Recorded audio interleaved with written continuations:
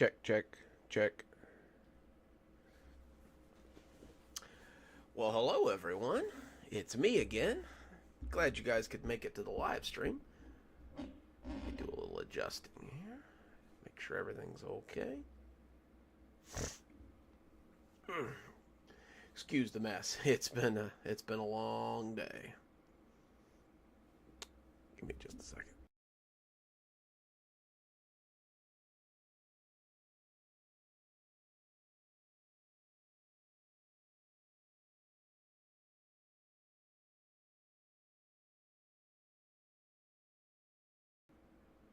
There we go. Okay. Hey everybody. Hope you're doing okay tonight. Thanks for joining us for our Saturday live stream. Glad you guys could all make it. There's my favorite moderator. Um, it's been a day.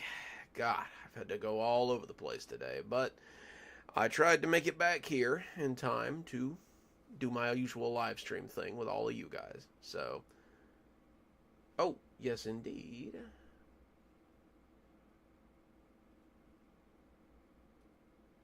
What the heck? Hang on. Probably gonna have to go into the other one. There it is. Aha. Steam Labs is really cutting down on what they want to do. Like, I can see the chat on the side screen, but I can't interact with it unless I, like, go to YouTube. It's weird. Congratulations, Susie. I hope it's a good job.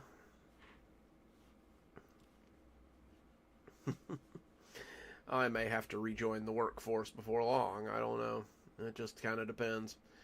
But it won't cut down on any of my videos. It hasn't yet. I mean, I used to work prison and still post videos every day. Let's see.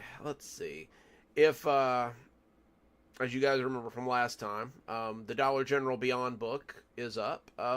We've been doing pretty good in sales. I haven't sold as many as I thought I was going to, but it's still young. I've got to start promoting it a little more. I'm terrible at promotions. If you think you might like a copy, head on over to Amazon and pick up your own copy. Hang on a second. I will link it for you.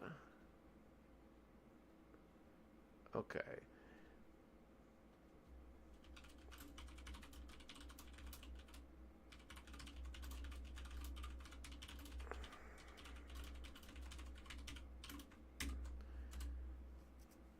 There we go. Hey, Lou. Glad you could make it, man.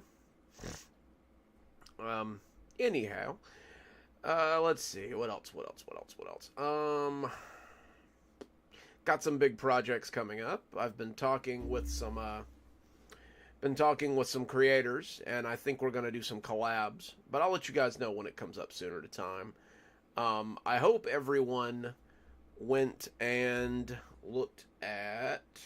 Hold up, I can never remember what he's called it. Dang it.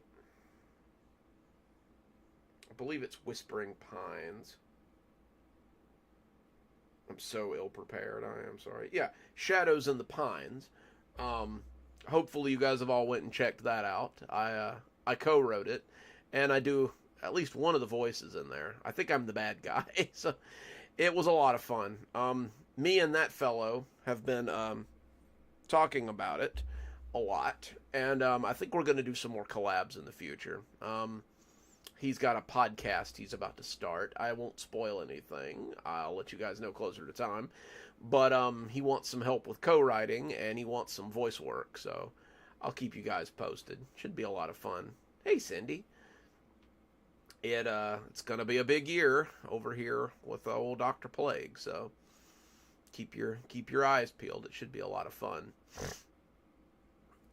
Let's see. What is that? Sorry, I got a notification there. Well, Leah, hopefully we'll see you quickly. I'm trying not to start right away. Give some more people some time to come in. But we're going to do a bunch of stories tonight like we usually do. Should be a lot of fun. I think next Friday we're going to do a Stragview story.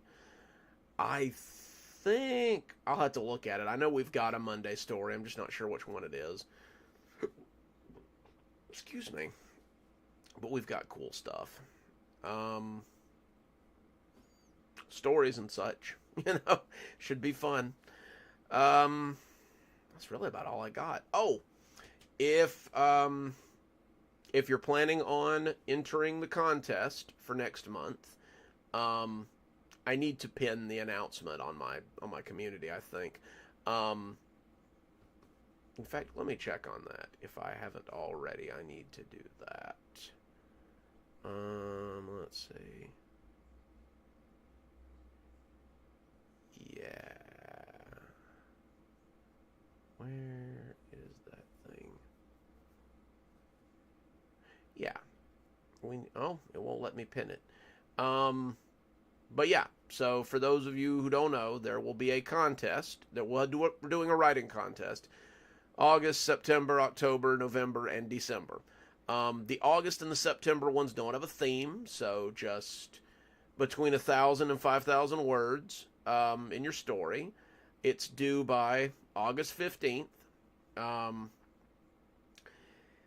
Keep your material semi-monetizable, because I would like to read some of these stories on the channel. Make sure you send it to the correct email, which is in the post. I'll post the message again, just so that everybody knows, because I've got a specific email up there that you can send it to, so they don't get lost in my usual barrage of emails. If you want to talk shop, come join us on Discord, because that's where we generally talk about stuff. We've got a pretty good community on there, too. There's quite a few of us, so that's always fun. Speaking of... Let me post that on the community tab.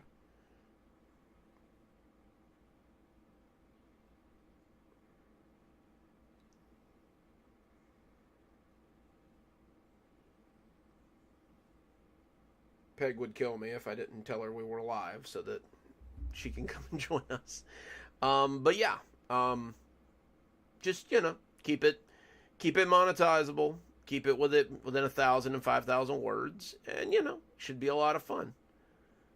I will Blondie eventually. That's my plan. I'm going to link the collabs that I'm doing. There's nothing to link yet. I think I did link the Pines one, but I can do that again. If you guys haven't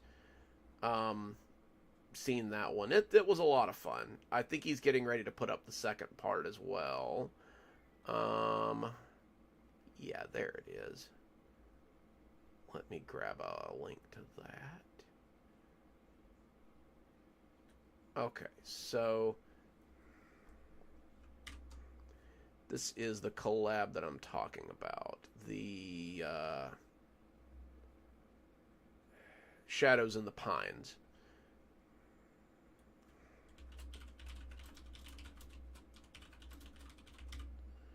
If you haven't checked it out, it's pretty cool.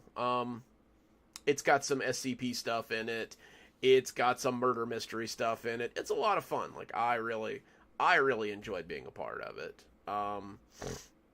And I'm planning on doing more collabs with him in the future. He's gonna send me a it's almost like a movie poster. Oh, he's already up to part 3. Goodness. He's gonna send me like a movie poster that I'm gonna put in the background of my office here, so that you guys can all have a look at it. So I'm looking forward to that. Welcome back, Leah.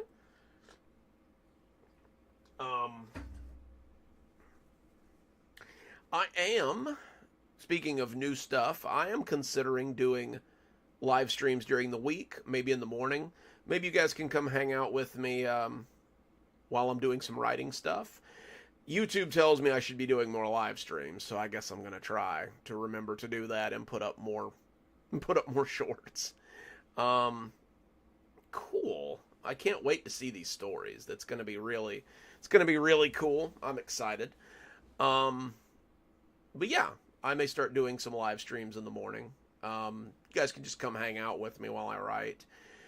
It's probably going to be a little longer than these. It'll probably just be, me plunking away while I answer questions and talk with you guys. But yeah, look for those before long. Probably Tuesdays and Thursdays for now. Oops, sorry. Mondays, Wednesdays, and Fridays, I am helping my parents with some farm stuff. So my mornings on there are usually kind of full, but I went ahead and told them it's like Tuesdays and Thursdays. I need that just for writing. Blondie, I may do that. I may do some posting before that. Hopefully, once it becomes kind of like a habit, people will remember.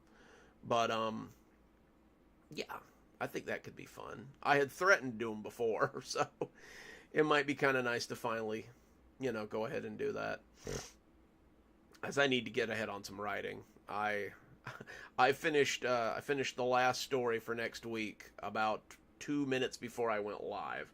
So, that quick, fast, dirty writing is always nice.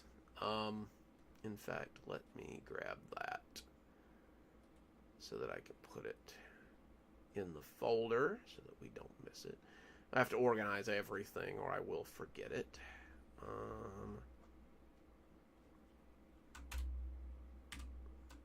There we go.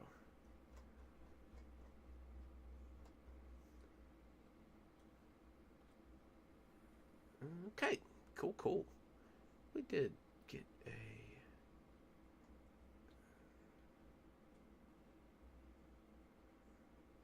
I did do that. Cool. Sorry, I'm talking to myself here. Don't mind me.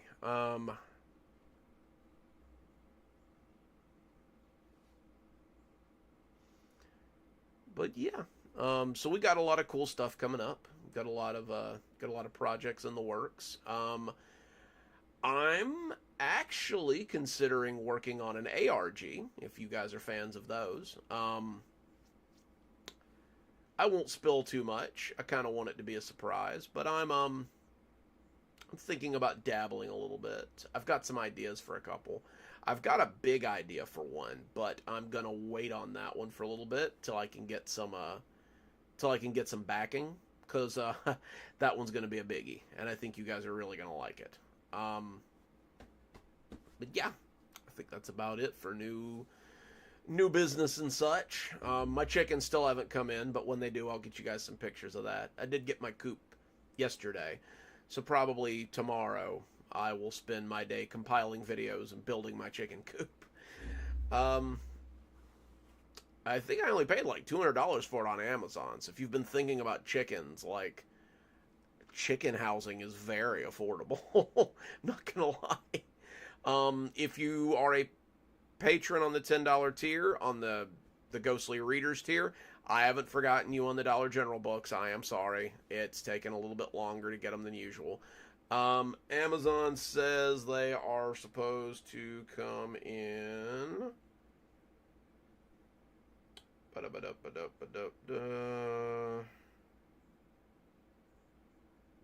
Amazon says they are supposed to come in August 8th through August 10th. So they should be here pretty soon. Soon as I get some, I will sign them and I'll get them out to you guys.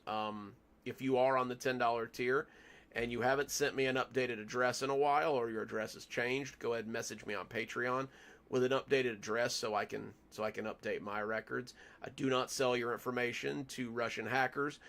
Pinky swear. That is for me alone to send you things. So, if you haven't sent me an updated address in a while, go ahead and do that. What is an ARG?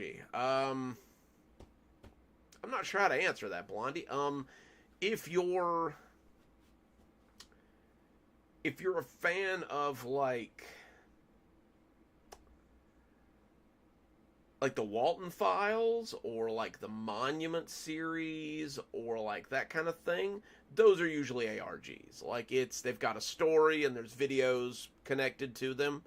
I think it's not Carniçada, it's the Carna something series about the aliens. That's the one I really like. But yeah, I'm thinking of doing one. I'd really like to do one about Kashmir, but I'm holding on to that one until my skills are a little bit better. Some of these that I'm doing now are going to be practice for when, I really unroll like the good stuff there. Like I want to practice a little and make sure that my skills are up to snuff before I go and embarrass myself. Yes, Blue's right. There's usually a scavenger hunt involved. There's usually clues left in things. I don't know if mine's going to be quite that in depth, but it should be entertaining. And you guys will get to laugh behind your hands because there's a big ARG community that doesn't know who the hell I am. So they'll see these and have a lot of questions, and you guys can like, we know what's going on, like, and just kiki about it. So that'll be fun. Well, I think we're gonna go ahead and get started. Let me pull up some things here. I need my Audacity. My Audacitude. There it is. Okay. Alright. Audacity, Streamlabs, got my stories. Okay. I think we are all set. So, let's see here. What are we going to read for our Monday story this week? I wonder. What have I got? Let's see. I've got to write some more, I swear. I think we're going to do another Bright missionary story. It's been a while since we've seen our Bright people. I think we're gonna hit another one of those this week. That should be fun. Okay, so to recap, since I know it's been a minute, Bright Missionary is following some college students that are moving into shared housing, and they have kind of a strange dorm mate that has joined them with some odd religious proclivities. And when one of them gets sick, she kind of goes to help her.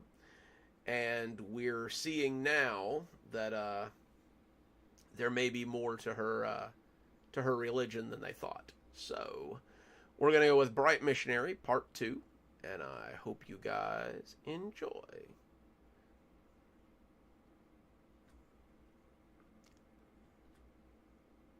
Whatever Gerda did to Farah, she came out of her room on Monday changed.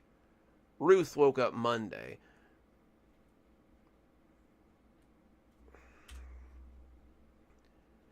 Ruth woke up Monday morning to the smell of breakfast cooking in the kitchen. She sighed. It seemed that Gerda was back to her usual tactics. Ruth got up and prepared for another day of classes.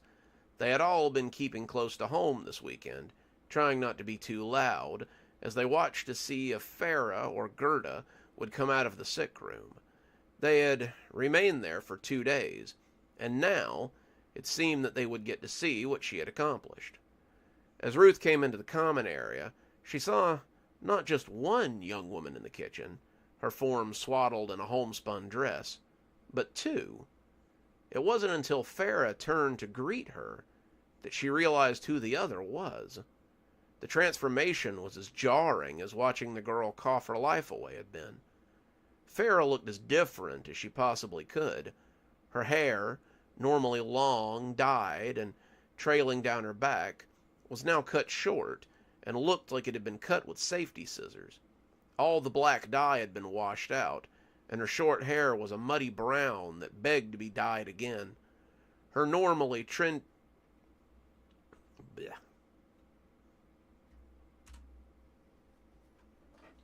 Whenever my lips stick together during narrations, I always use Duke Cannon brand lip balm.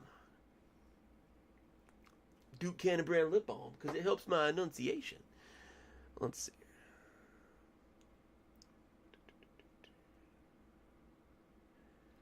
Her normally trendy tops, sleep shorts,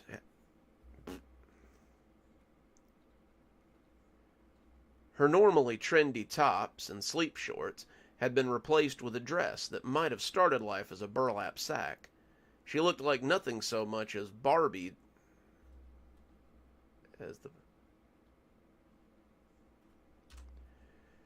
She looked like nothing so much as the Barbie dolls Ruth had styled and clothed with the scraps that she'd sewn together with her childish skills. Despite all this, she wore a large, painful smile across her face. "Good morning, Ruth," she said, setting a plate of food down at the girl's usual spot. Ruth hesitated before sitting, the two of them watching her with clear interest as she picked up her fork. Ruth would have refused the breakfast, but the pancakes and bacon were just too much to pass up after breakfast bars and coffee all week. "I see you're feeling better, Farah?" Ruth asked, food making it difficult to make out. "So much better," Farah said, turning to look cheerfully at Gerda. "And it's all thanks to my best friend, Gerda. She really helped me get over whatever was going on with me." Gerda smiled at her, her grin looking like they might cut...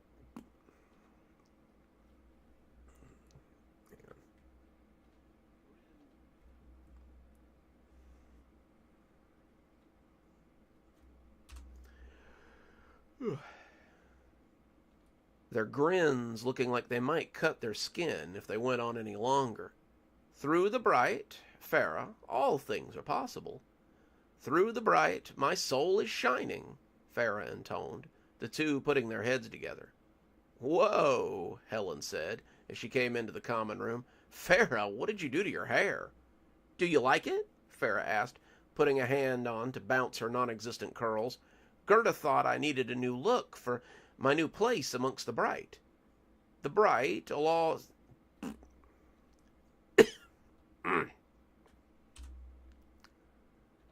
"The bright allows all its children to shine, but no one..."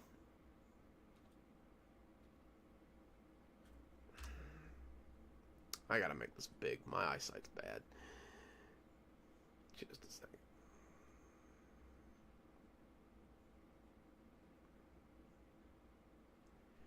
"One must always remember to be humble when they come before it." Illuminations 2:16. Helen and Ruth shared a look, but took their seats and enjoyed breakfast. Dawn wandered in, yawning a few minutes later, but the yawn was cut off as she noticed Farah's new look. As she sat to eat, Farah and Gerda came to join them, smiling at each other as they ate heartily. "So, what happened over the last few days?" Dawn asked, her fork held in limbo as she seemed to be trying to make sense of Farah. "I was so sick," Farah said, relinquishing... Excuse me.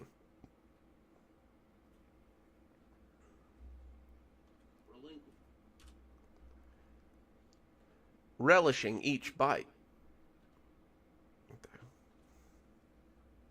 Okay. Relishing each bite with a long mmm sound. "I thought I was going to die, my brain swimming through soup as I tried to get back to the surface.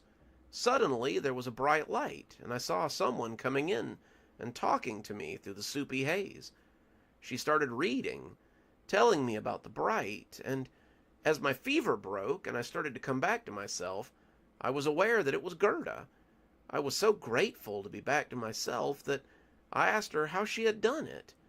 She told me that it was all possible through the bright, and as we sat talking, I realized she was right. I spent the next 2 days listening to her tell me about the bright, sing about the bright, and I realized that being part of the bright was my true calling." She looked out over us as they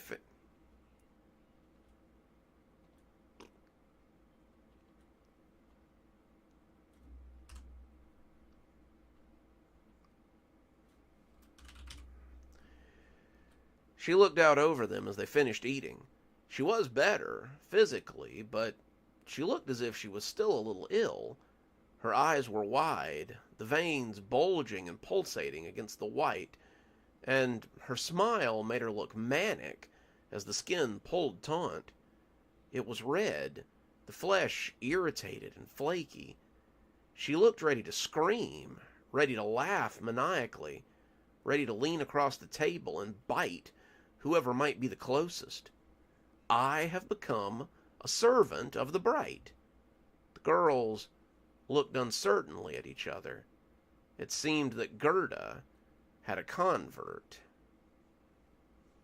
If you're just joining us, we're reading part 2 of Bright Missionaries, so come join us. Hey, Osiris, I'm glad you made it. Carolyn, good to see you. Let's see, have I missed anybody else? Slipknot live shows, how's it going? Man, we've got quite a crew in here tonight. Welcome, welcome everyone. The Bright isn't the only one that welcomes in everyone. I do too. Okay, let's see. Over the next few weeks, the girls noticed a drastic change in Farah. Hang on. Over the next few weeks, the girls noticed a drastic change in Farah. She took all of her clothes to consignment, the ones that she didn't give to her friends. She stopped going to her classes, stopped leaving the apartment if she could help it, and could be found as often in Gerda's room as Gerda could be in hers. The two seemed to be having a constant Bible study in their rooms, and when she did leave the apartment, it seemed to be so she could proselytize to the campus at large. People began to talk about the two of them, but it was pretty clear who the ringleader was.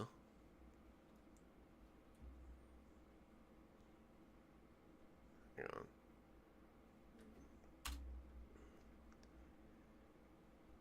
People made fun of her for her new dress, her new haircut, and the strangeness that spilled out of her mouth, but they didn't seem to be listening. The little duo remained the only two Bright missionaries, but it seemed that Gerda had designs on the others in the household as well. If you're just joining us, we're reading Bright Missionary Part 2, so have a seat. It's tale 1 of 5 tonight, so we'll be reading a lot of other stuff too. God damn it, Gerda! Ruth jumped, bumping her knee against the desk as she jounced in her chair. I simply wanted to make sure you were okay, came the muffled reply. With Farah getting sick all of a sudden, I just thought I was having a nap on the couch. Get the hell away from me, you creep. The door to Ruth's room burst open as Helen came in. She flounced onto the bed, sighing heavily as she took a seat on Ruth's bed. Ever since Farah had been turned, this had become a common occurrence. Dawn was a peacekeeper, trying to maintain order in the house, but Helen knew that Ruth didn't care for what was happening any more than she did. I can't stand her, Helen said, but there was a distinct quaver in her voice. She's always creeping around, appearing over me when you least expect it. I don't feel safe here like I used to. I feel like she's planning something. Ruth snorted. She's no different than 100 other rural girls I knew back home. My parents were indoctrinated like that, but she would have fit in with 100 Mormon or Christian offshoots. Oh, dang it, hang on.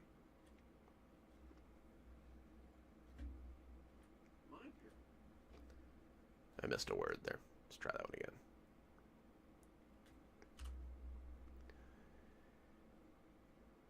My parents weren't indoctrinated like that, but she would have fit in with 100 other Mormon or Christian offshoots in my area.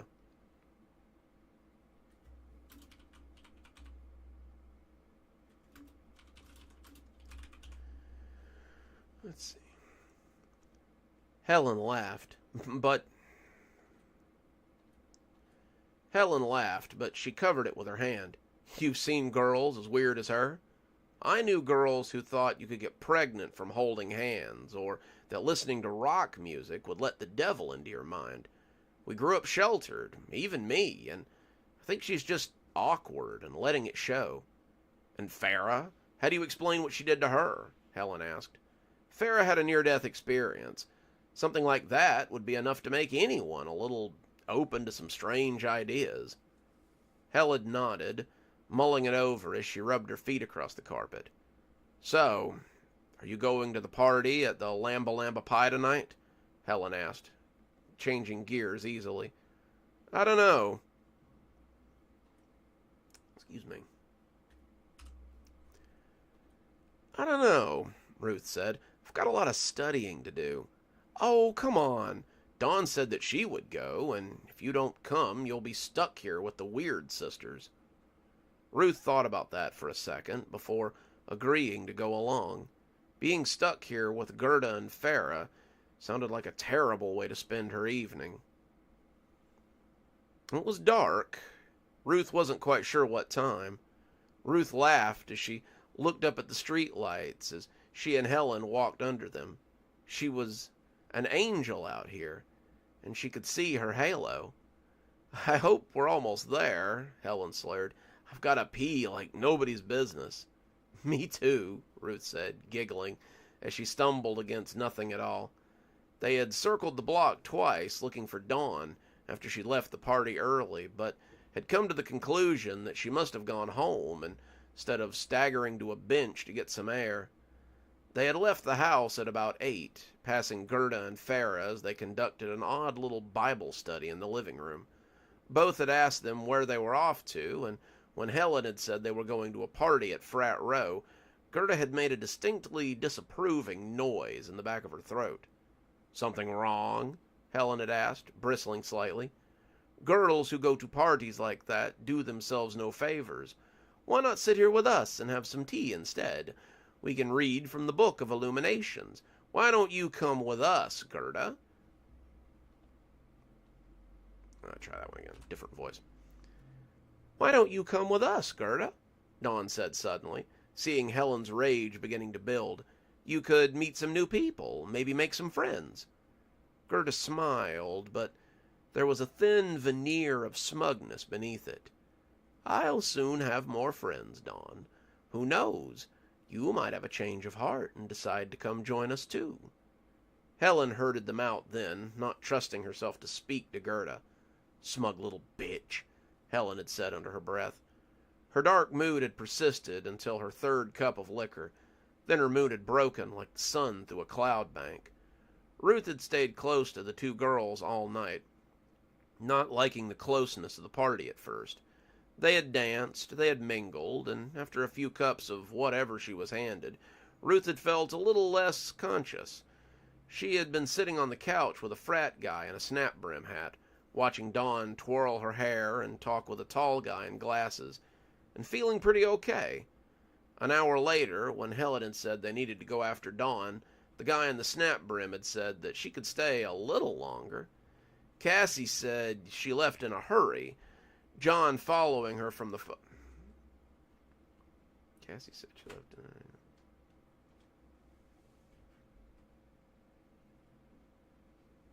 Hello.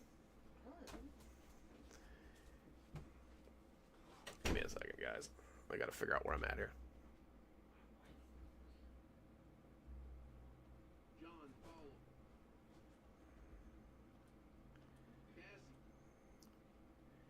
If you're just joining us, we're reading part 2 of Bright Missionaries, so pull up a seat.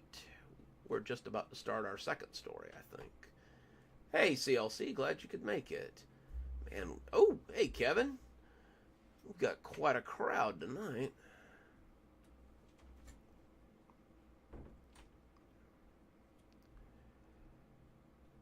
Cassie said she left in a hurry, John following her from upstairs, and I want to make sure she's okay. Ruth didn't know any of the other people she was talking about, but after she heard that Dawn was missing, they had gone to look for her. The two made a sorry search party, but they'd gone staggering out of Frat Row towards home as they looked for the mousy little thing. She better... Helen burped and covered it, and the aftermath sounded mutinous. She better be home, or I swear I'll kill her. They went shakily up the stairs, their arms draped around each other for whatever balance they could find.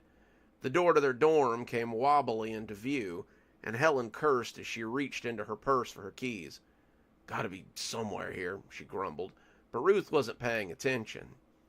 The door wasn't flush against the doorsill, and from beneath it she could see a familiar brightness gathering. Helen was oblivious to it, her hands rummaging as she searched for her house keys, but the light was sobering Ruth as she watched it dance and pulsate. It was exactly like the one that she'd seen under Farah's door when she was sick. That sick, beating light, and as she tried to get Helen's attention, the girl heard the clink of metal and pulled out her keys. "Found ya," she trumpeted, sliding it in and opening the door to reveal a corona of brightness. They had stepped into a strange tableau, Gerda and Farah standing over Dawn as she lay sprawled on the couch. She appeared to be sleeping, but her eyes were open, and her mouth hung slack as if her jaw had been dislocated. Farah looked up as she came in, a spark of the girl she had once been coming to the surface for an instant before her smile reemerged. Gerda had no such second thoughts. Her smile was jubilant, exalted, and the ball of murky light she was balancing in her hands looked about the size of a super ball. Despite the size, it was eye-wateringly bright. It sat like a miniature sun in her hands, and as she brought it down to Dawn's mouth, the girl bucked a little as if it passed. Dang it, try that one again.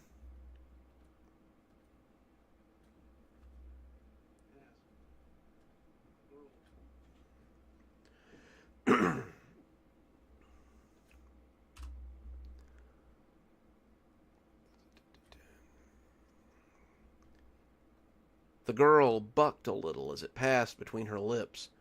They could see it illuminating her cheeks, sliding down her throat, before passing into her chest and glowing slightly within her. The four stood there staring at each other, pieces on opposite sides of the board, before Helen slammed the door and began walking quickly down the stairs. "Helen," Ruth asked, not sure what to do. "What are you doing? We have to help her." "And we will," Helen said, taking out her phone and dialing the number shakily. "I'm calling the police. I'm not going in there without someone who's armed." And that's Bright Missionary Part 2. Hopefully, we'll have some more of that before long. If you're just joining us, we are one story down. We got about 4 more to go, I'd say. Let's see. I think we're going to read our Friday story next. We'll go from Monday to Friday. So,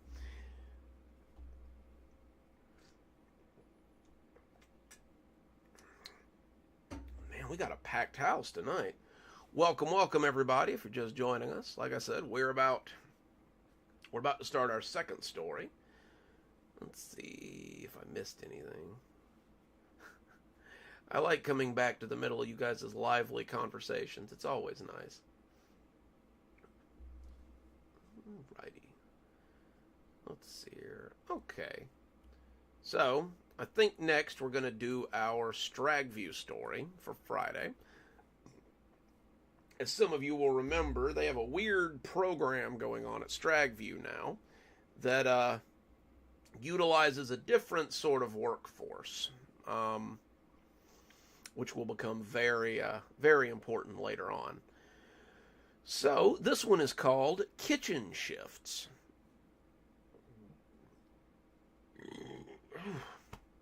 Excuse me. I don't know what I ate. It's not agreeing well.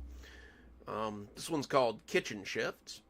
And if any of you guys have ever worked in a prison, you know, inmates have jobs. So, this is another one of those about inmate jobs that may be going somewhere else. So, I hope you enjoy. "This is the last straw," I said, stomping away from the bulletin board. The inclusion of outside grounds and laundry in the new program had been one thing, especially after the incident with the animal attack on outside grounds. But the kitchen, too? That was too much. I'd been in Stragview for a couple of years now, manufacturing and distributing methamphetamine, but before that, I'd been kind of a jack of all trades. I'd done groundskeeping, diner work, AC repair, some orderly work for the hospital in Gainesville, which was actually how I got mixed up with the people who brought me in here, and even a little IT work on the side. When I came to prison, my caseworker was impressed by my resume and told me I could work just about anywhere I wanted to, as long as I kept my nose clean. I started out in medical, but after some serious changes due to new laws, I got shunted to outside grounds crew.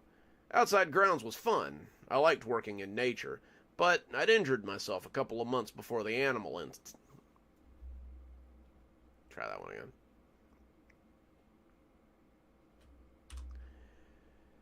But I had injured myself. Yeah, take that one back a little more. But I had injured myself a couple of months before the animal attack incident. Okay. And had been sent to the kitchen to work until I was healed up.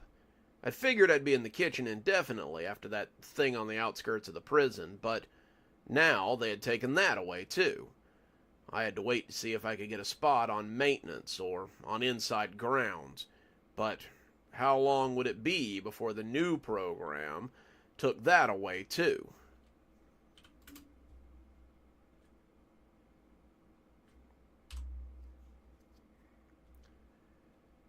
Hey, CO, what's going on with the new work schedule?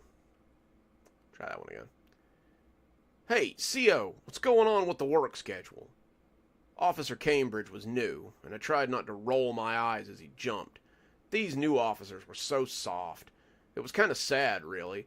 Where were the officers who had once stood so tall? Where were the guys that we had lived in fear of? I know that sounds weird, but sometimes it's nice to have a little challenge. Cambridge looked through some pages on his desk, cleared his throat, and approached the window. Sorry, what was the question? Why did they take me off of kitchen duty? I haven't gotten a single write-up or anything. He shuffled a few more papers and must have found what he was looking for, because he held it up and read it slowly. There it is. I knew there was a memo about it when I got here. So it appears that the entire kitchen crew is going to be reassigned to the... He squinted at the words before saying slowly, the new work outreach program. What the heck is that? I asked, crossing my arms over my chest. Is there a form I signed to get onto that? Cambridge shook his head. Nope. Looks like it's being run by Mrs. Evergreen. I sighed. That figured. Mrs. Evergreen had been picking up a lot of the programs lately. She ran the outside work squad, she ran the laundry room, and now she ran the kitchen as well. Pretty soon she'd have everything, and we would be boxed out. If that's all, I need to get back to... But I walked away from the window then. I'd gotten all I needed from him, and now our business was completed. I was seething as I got back to my bunk. Where did they get off? These jobs were all we had in here. A way for us to get out of the dorm and make a little money. And it was infuriating.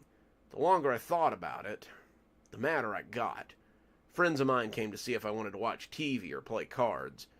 But I was busy. I was planning something that might get me back into the kitchen. The next day, I went to talk to Rasky. Rasky was a guy from another dorm, and it was common knowledge that he bred rats that he sold. They were the sweetest rats you've ever seen, real good pets, but that wasn't what I was after. I was after mean rats, a couple of them, and I wanted them in a sack so I could put them in the kitchen. You see, the kitchen had inspections every month, always on the 20th, and if they found rats in the kitchen, then they might turn the contract back over to the volunteers who had run it. I would be at the top of the list once they did, and I'd be back in business. Rasky raised an eyebrow at me when I approached him on the yard. You want one of my rats? He asked, looking at Grimalkin, a black and gray rat that sat on his shoulder, in a this guy kind of way. Just a couple of them, the ones you can't sell. I don't want a pet. I want the rats with problems, the antisocial ones, and I'll pay full price. Rasky thought about this. I may have a couple. Give me a couple of days. How many do you need? 2 would be enough, but 4 or 5 would be ideal. He nodded. It's 10 per rat. 20 if I have to give you one of the good ones. I gulped. $50 to $100 was steep for something I was going to release into the kitchen, but I didn't have a lot of choice. I told him I'd get it together, and he said he'd be in touch. Now, I thought, as I pretended to run the track, I just had to find a way to get to the kitchen. It turned out that this was the part that would be easy. 2 days after I spoke to Rasky, Officer Cobb came in at Master Roster Count and read out a list. Listen up, listen. Hey, shut the hell up and listen. We have a few new outside ground schedules, so open up your ears so you don't get sent to confinement when you miss your call out tomorrow morning. A few of the new guys bristled at his briskness, but most of us just shook our heads. That was just Cobb. Cobb was one of the few remaining old guards who worked in Stragview. He'd been here for 12 years, and he'd built up enough fear and respect to get loud and not get pushback. Most of us had seen Cobb cave in a few guys' heads when they tried, so it was best to just let him bluster. Bluster didn't get you sent to the infirmary, after all. He read off 12 names, making sure to look at each inmate he called out, and when he called my name, I perked up. I had expected it, but not quite this soon. They said we'd be reporting at 8, and we'd be working till 6 in the afternoon. So don't be a fool and wear anything you're going to overheat in, Cobb pointed out, with less tact than it might have been. We're reading our Stragview story for the week, if you're just joining us, so pull up a chair. Let me try that line again here.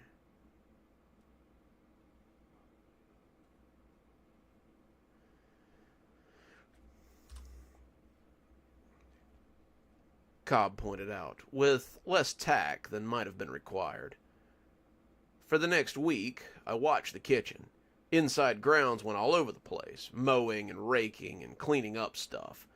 And it was pretty easy to do recon. The windows that had once been looked out...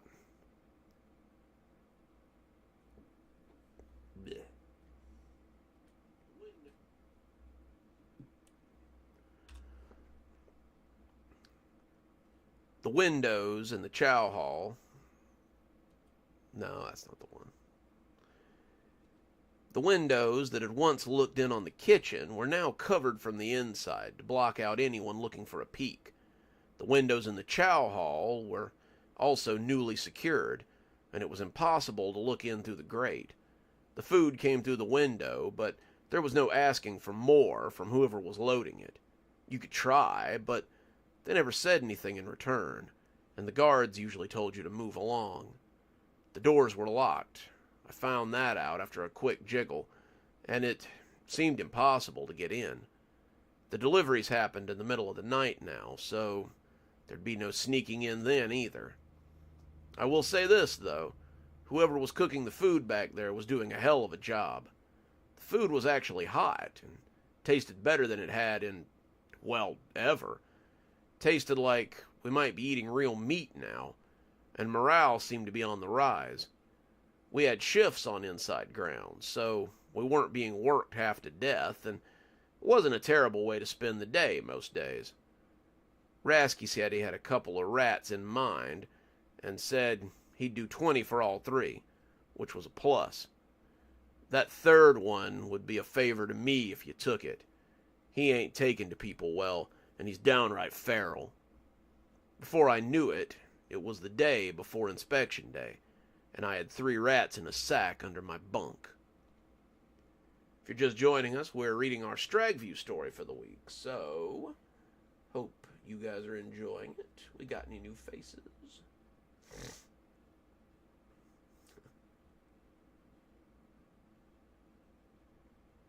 Some healthy discussion in there, it looks like.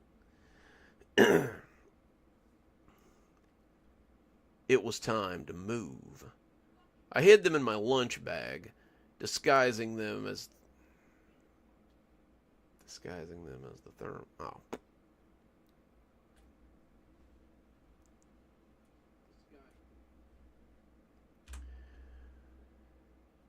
Disguising them as the thermals I brought, just in case I got cold. And at 4:30 that afternoon, I got my opportunity. We were inside the fence, hence inside work squad, and Sergeant Lawrence got a call on his work cell just before it was knockoff time.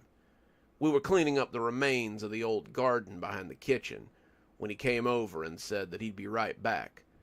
I need to go to the tool shed for a moment. Something's missing, and I need to count for it. You guys finish up. I'm going to lock you in this area. Don't get up to trouble." He locked us in and headed towards the sheds, and I looked around to find that most of the guys were knocking off and going to smoke their contraband cigarettes. I found the rats napping in the sack and went to the backside to see if I could find my entrance. There was a little door behind the kitchen, a relic of when the gardens were a little more active, and it was usually loose. It opened right onto the back entrance of the kitchen, and if I were careful, I could get the rats in and never be seen. I slunk casually up to the door, testing it to see if it would open, and when it edged open just enough to push the sack in, I silently celebrated.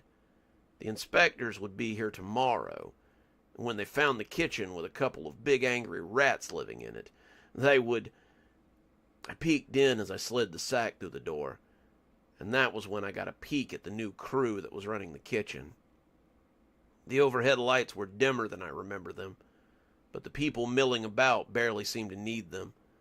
They were see-through, their skin gray and haggard, and even from here I could see the dried blood and odd stains on their uniform. They were shuffling around like extras in a zombie movie, and the longer I watched, the more I realized who had replaced us. I wouldn't have it all if I hadn't seen Chuck.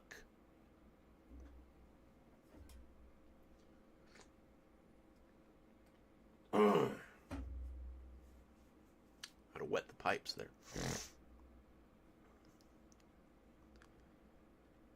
Chuck had worked with me in the kitchen. He had been there when I arrived, helping me learn the ropes, but that had all changed a few months ago. They'd been calling to get us up for work, but when I went to get Chuck, I noticed something was off. He wasn't stirring, wasn't even breathing. When I shook him, he fell off the rack with a stiffness that was more than unusual. Chuck had died in the night. A heart attack, they said in medical, but there he was in the kitchen. He was hauling something to the kettle, but he was far from all right. His face was frozen in the same way it had been that morning when I found him. I could swear he was wearing the same shirt, too. It was hard to tell, but the stains on it looked exactly the same. It had been right there on the front, making me think it might have happened during his heart attack. The longer I watched, the more people I began to recognize. Kurt, who had been stabbed by the Bloods for gambling debts. Marcus, who had died from a bee sting on the yard. The list went on, and then I saw the icing on the terrible cake. An officer moved into view, and I recognized him immediately. Sergeant Cameron had been working on 15 years with the department when someone had opened his throat from ear to ear. The front of his uniform was still awash with dried blood, and the thick Magnum PI mustache was a dead giveaway.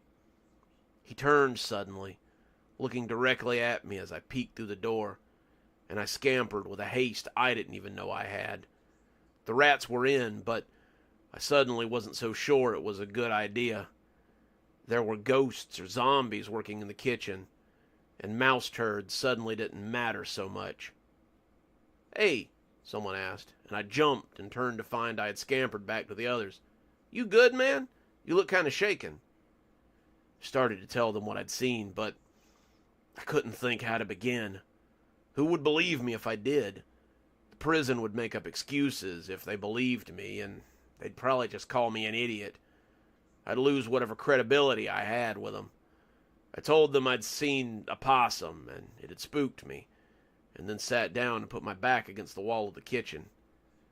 It did very little to warm me up. After that, I stopped asking about the kitchen. I continued to work inside grounds, and counted the days until they took that away from me as well. One thing that's changed is that I won't eat the food.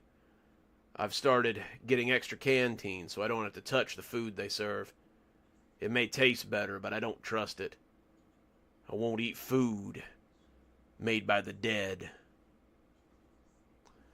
And that's our Stragview story for this week. Big stretch. Oh. So yeah, a lot of changes going on in Stragview, as you can tell. What's Lou got going on here?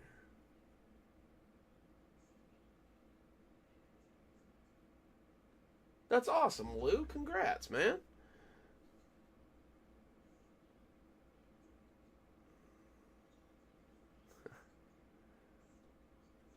Let's see what you guys got going on here.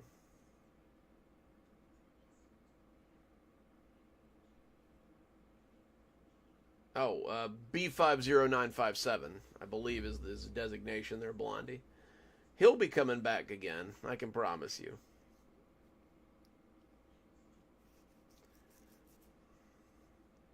Let's see. That's 2 down. I think we've got a couple more to go, though. So if you're just joining us, don't worry. You haven't missed a lot. We're going to keep on rolling, I do believe. All right, well, that's our Monday story. And then there's our Friday story. So I guess we should go ahead and knock out our Wednesday story. Which, as you guys know, is our Kashmir story. It's a good one this week. It's not super scary, but it's a good one this week. Which, I don't know. You guys can tell me if I'm wrong, but I think you guys like that about the Kashmir stories. Is that they're not, some of them aren't really scary. They're just kind of slice of life-ish, and it really gives you a better look at Kashmir as a whole, you know. It kind of brings the place to life, and I, for one, kind of like that. It really adds depth to it, and to me, that means a lot. Anyway, I'll stop waxing poetic here. This one is called Something Special, and I hope you guys like it. Adjust that. For some reason, I get reverb to the speakers, and it'll play me back. It's weird. I noticed it a couple of weeks ago during the Black Site 12 story. All right.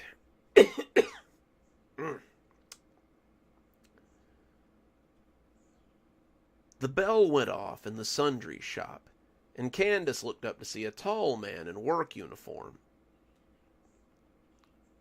Hang on.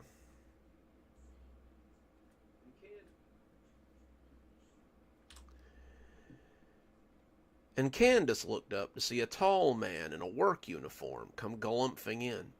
He smelled a little earthy, his boots the kind that spent most of their time in the mud and not on the pavement. And as he saw her, he smiled and lifted a hand. Candace smiled in return. The man was good looking, but he had this look about him that made her feel a little weird. It was a look that told her he might have seen something that haunted him. Did we... Thank you, CLC. I'd really appreciate that. Oh, and I intend to keep up the narration. Absolutely. Be narrating stories once they put me in the ground, probably. Anyway. Welcome to Kashmir Sundries. Can I help you? The man took his cap off, tucking it into his back pocket. I hope so. I'm looking for a particular paperback. Candace came out from around the counter and showed him where the small section of books was. Kashmir Sundries had a little bit of everything, but Candace had been struggling to get people through the door.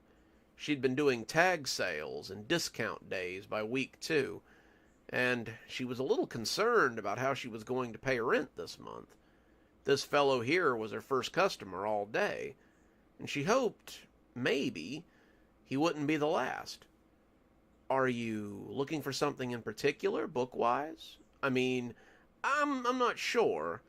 I don't really know the title, but it has a sprig of lavender inside a poetry book on the cover, and a girl's name in the title. The man didn't sound sure, but maybe he was buying for a friend or something. Luckily for him, Candace knew the book. A Beverly Secret, she said, reaching down and taking a copy from the shelf. It's a classic, but I haven't seen a lot of interest in it lately. It's about a. But the man waved his hands frantically. Nope, no spoilers. She wants. I mean, I want to experience it for myself. Candace nodded, showed him to the register so he could check out. She. Try that one again. She. That made sense. He was probably buying for his girlfriend or something. A handsome guy like this probably had a lot of attention in town, but it was nice that he and his girlfriend were tandem reading.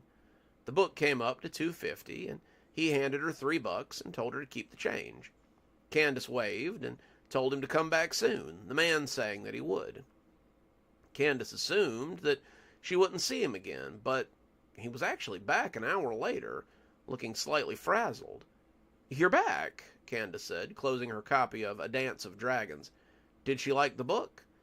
The man looked a little taken aback, but he nodded. "She sure did, but now I need to see if you have something else. You don't maybe have any gardening tools, do you? I broke my trowel, and I need a new one in short order." Candace nodded, taking one from under the counter and laying it out. "Just got them in today, actually. I haven't even had a chance to price them. I'd let this one go for $5 if you're interested." The man said he was, but he kept looking at the wicker sun hat sitting on top of the bag she had taken the trowel out of. "Excuse me, but how much for that hat?" Candace thought about it and finally settled on $2. The man handed her $7 and plopped the hat down on his head as he looked at the trowel. He looked pretty silly, the hat clearly made for a woman, but he took on a statuesque pose and asked if I could talk today. Hang on.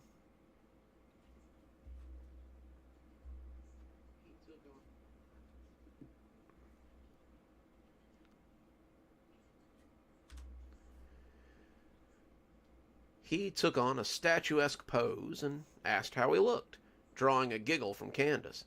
"Oh, I'm sure you'll cut quite a figure, but you might want to look into a larger size if you want to use it long."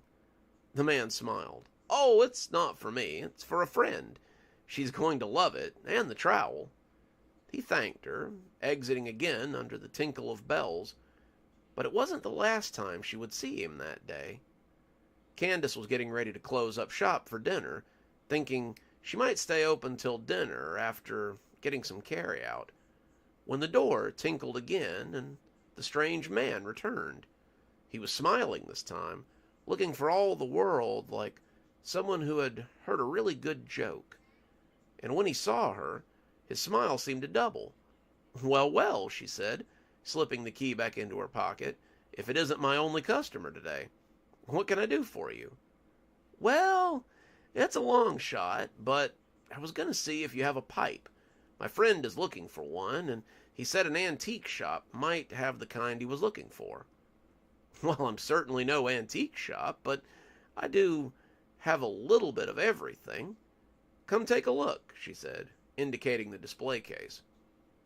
She had a few pipes, as it happened.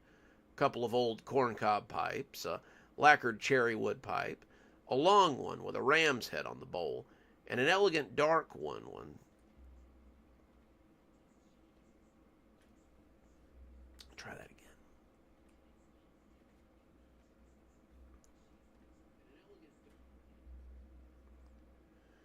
Okay. And an elegant, dark wood one that would have looked right at home in the study of Sherlock Holmes. Most of them weren't cheap, nothing she would consider just buying for a friend, but when he saw the cherry wood pipe, he grinned and tapped the case. "That's the one! It's just the way he described it. I'll take that one, please." Candace raised an eyebrow. Other than this fellow, she hadn't had any other trade today, and no one had come in and looked at pipes recently. Where had she got this pipe from, anyway? She couldn't remember, not right on top, but a lot of her stuff came from donations or estate sales. Candace had sunk a lot of money into her inventory that was gathering dust at the moment, and she wondered who had seen the pipe. I don't suppose the book, the hat, and the pipe are all for the same person, are they? She asked, half teasing. If so, your friend has... Excuse me.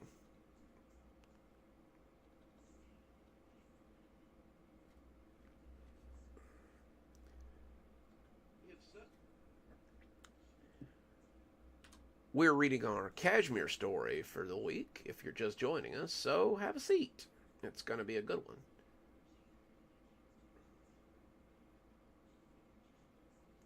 It happens every now and again, misbehave.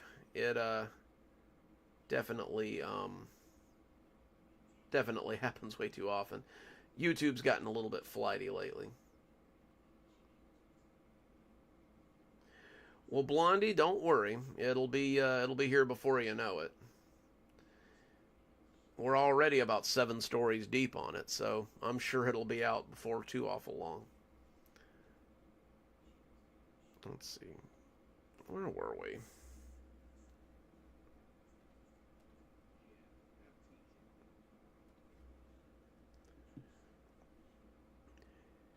If so, your friend has a lot of hobbies. The man laughed. Oh no, different folks. I like to shop secondhand since their stuff can be a little pricey, and you have the best stock I've seen in quite a while. Candace beamed. She liked hearing nice things about the store. She hoped this man would tell other people about the store too. Some business would be nice, and she could see other people really enjoying her selection as much as this guy did. How much? The man asked, already reaching for his wallet. I'd have to do 20 on that one, she said, almost apologetically. I know it's a little steep, but it is a... She stopped talking when he put the $20 bill down on the counter. No, it's perfect. Thank you so much. I really appreciate this.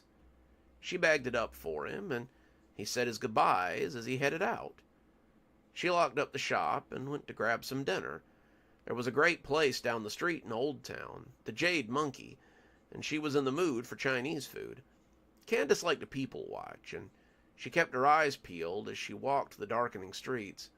Unlike some of the residents of Kashmir, Candace had been invited. Her grandmother had moved to Kashmir after she retired and had been running a successful antiques business when her granddaughter had called to tell her that she was dropping out of community college. She had been there for nearly half a decade, and she just hadn't discovered what she wanted to do with her life. Well, come stay with me for a while, Candy. I'll show you the ropes, and you can help me with the heavy furniture. Candace had come to Kashmir, and she had found that she loved...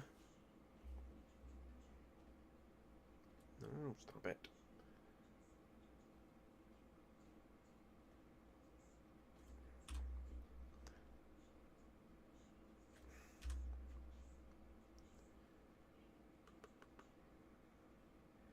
She had found what she loved to do in the dusty storage units and old antique stores her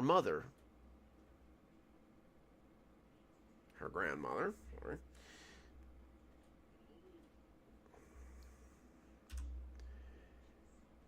and old antique stores her grandma loved so much. She was a good judge of antiques and a pretty good salesperson, and Candace found that she liked Kashmir too. Kashmir was much like the antiques she sold. It was old, mysterious, and often full of potential. She was walking past the Whispering Pines Cemetery when something caught her eye. It was fluttering on top of a gravestone in the early evening wind, and as she looked, Candace felt herself stop in her tracks. It was just a hat, nothing too fancy, but one look was enough to show her that it wasn't just any old hat. It was the hat that she had sold the guy earlier. Okay, she thought, maybe he was a gravedigger. She had thought that he had that look about him. After all, he had bought it to leave on the grave of someone, maybe a relative or something, and now she had seen it and jumped to conclusions. It was nothing, she told herself. Nothing or not, she was still thinking about it as she walked into the Jade Monkey. Nothing or not, She was still thinking about it when she closed up for the night and headed home. Nothing or not, she was still thinking about it when she walked past the cemetery and heard someone reading in the late afternoon. Beverly couldn't have said why she wrote. She wasn't very good. Her teachers always said so, but she knew that if she didn't get the poems out of her, she would explode. She would erupt and scorch her soul, and then the words would never come again. She'd be normal, just like everyone else, and that was a fate worse than death. Candace wandered into the cemetery. Her curiosity piqued. Kashmir was a strange place sometimes, but she had never expected to hear someone reading to the dead. Maybe it wasn't, she thought. Maybe it was someone's idea of a morbid book club. They would read in the cemetery, reading old literature and discussing it, but this one was all the weirder after seeing the hat. The story that was being read, and being read by someone she was suddenly sure was the man who had been so interested in her shop, was Beverly's secret. If this fellow was conducting some clandestine book club in the... Try that one again. Let's say that 3 times fast.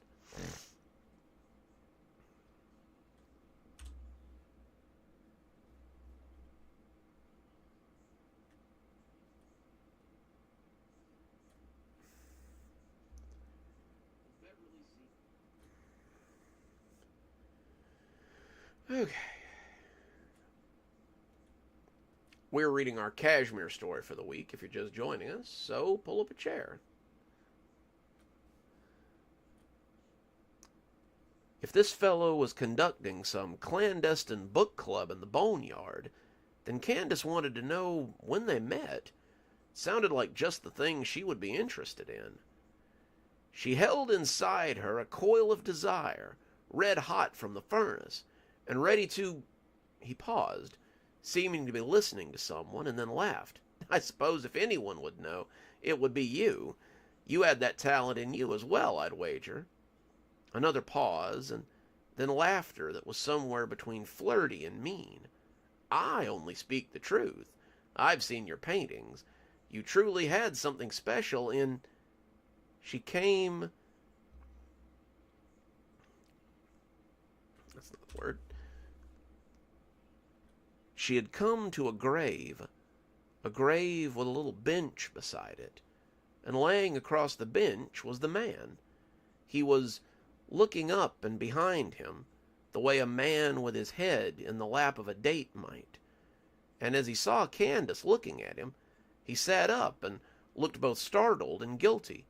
Oh, he said, nearly dropping the book. You startled me. Sorry, I didn't mean to bother you. I sometimes like to sit out here and read in the evening. Candace shook her head. No, I'm sorry. I heard you reading and came to see what was going on. You read quite well. The man got up, dusting some of the grit from his hands and setting the book down on the bench. Thank you. I guess I should introduce myself. I'm Earl. I keep the graveyard here. She shook his hand. Candace. I keep the antique store. Excuse me.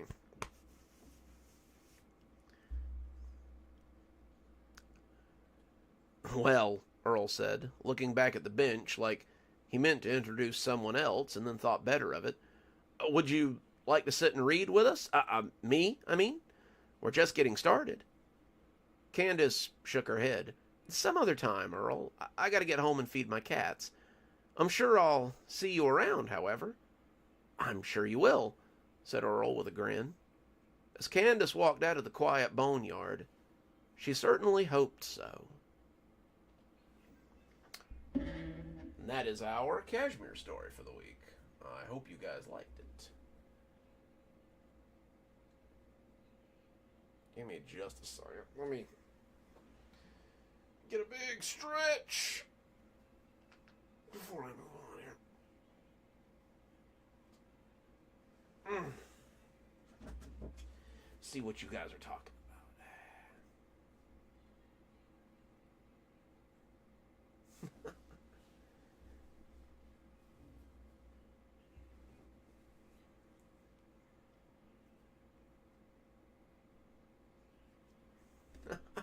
it always seems weird to me that you guys can sleep through these stories. Like, I don't know. Hi, by the way, Stephanie. I'm glad you could join us. Oh. Well, however you guys find your way to bed, I'm glad that you let me be a part of that. I'm sure you will, Blondie. A lot of these Kashmir stories are just pieces of a bigger story. A lot of them have characters that we will revisit again. Some of you that have heard the other ones will remember Earl the Gravekeeper anyway. He's the guy that keeps the graveyard. I think we'll hear a lot more about Candace in the future too. Like, we will definitely revisit some of these characters again.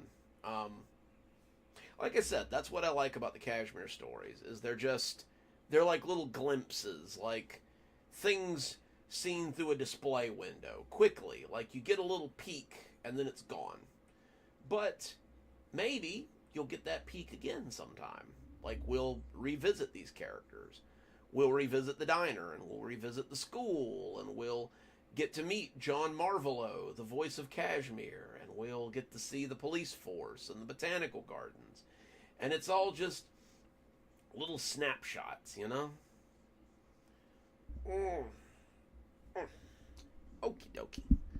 But enough of my musings. Let's move on to the next one.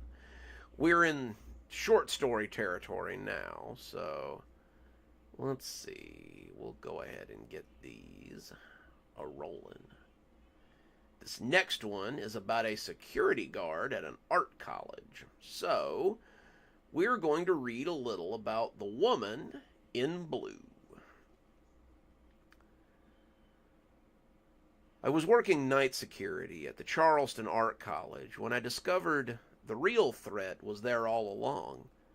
I really enjoyed my job at the Charleston Art College. I'd been working as a cop when I got out of high school, but I got injured during a chase and switched over to corrections. Worst mistake of my life. Even so, I kept doing it for nearly a decade. I didn't seem to think I had much of an option at the time, but after some time and some physical therapy, I managed to walk off a lot of the damage and was ready to go back to being a police officer. The problem was that I wasn't quite in good enough shape to perform the physical portion of the reinstatement, and after 10 years of listening to kicking and screaming and fielding harmless threats, I decided I might like to see what else was out there.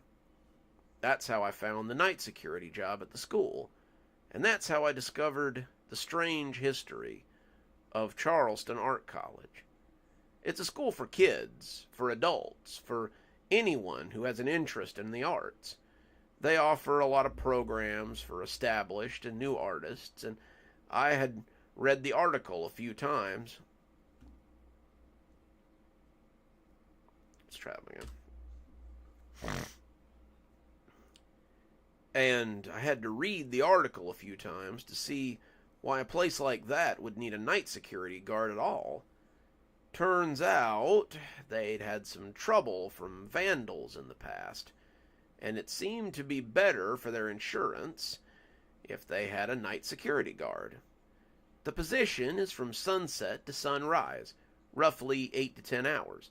In the winter, you'll work a little more, and in the summer, you'll work a little less, but it helps our insurance premiums to have someone on the premise at night.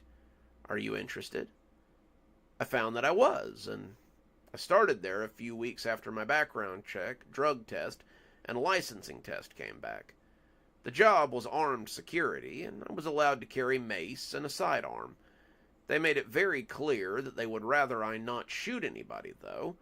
If anything happened, I was asked to call the police and try to limit property damage. I told them I was used to working on armed security, and that I would only act if my life was in danger. They seemed to like that answer.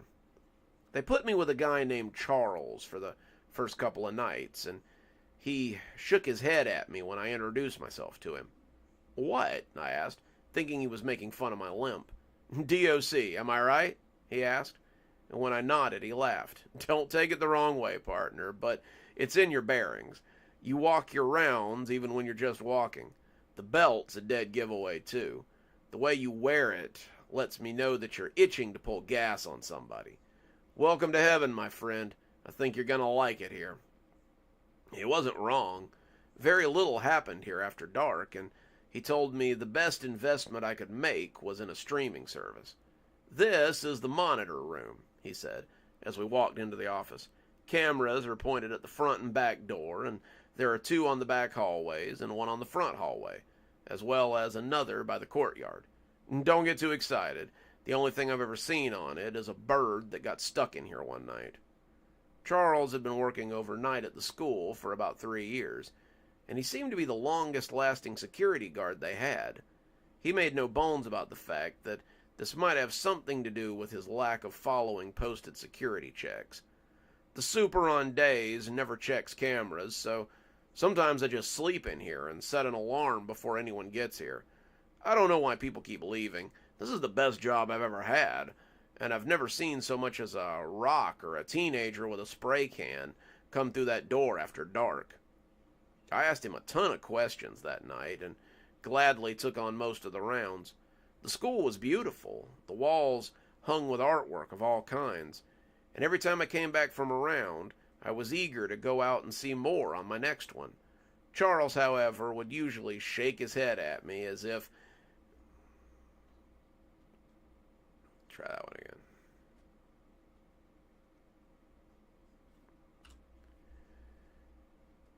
Charles, however, would usually shake his head at me and ask if I'd seen any vandals. "No boogans or ghosties either, I trust?" he asked with a smirk and an eye roll. I asked him if that was something I was supposed to be looking out for, and he looked surprised. "I guess they stopped telling people about it. It's just something some of the night guards talk about. They say there's a lady who walks around sometimes at night." "Like a ghost or like a vagrant?" I asked. Charles shrugged. "Who knows? A couple of them have quit over it, though. They just never come back for some reason. It's weird. I've never seen much around here, so I guess it's just some people's baggage." That was how we spent the first couple of nights. I would do most of the rounds. Charles would do most of the sleeping, and in between naps he would teach me stuff. He taught me how to run the cameras. Hang on. Excuse me. We're reading The Lady in Blue if you're just joining us, so pull up a chair. It's just getting good. He taught me how to run the camera. Okay.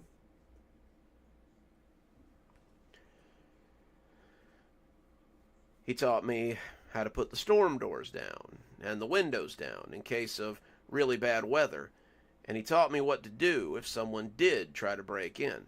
"Just call the cops," he said. "It does happen from time to time. People get this weird idea that we have art in here, like expensive art.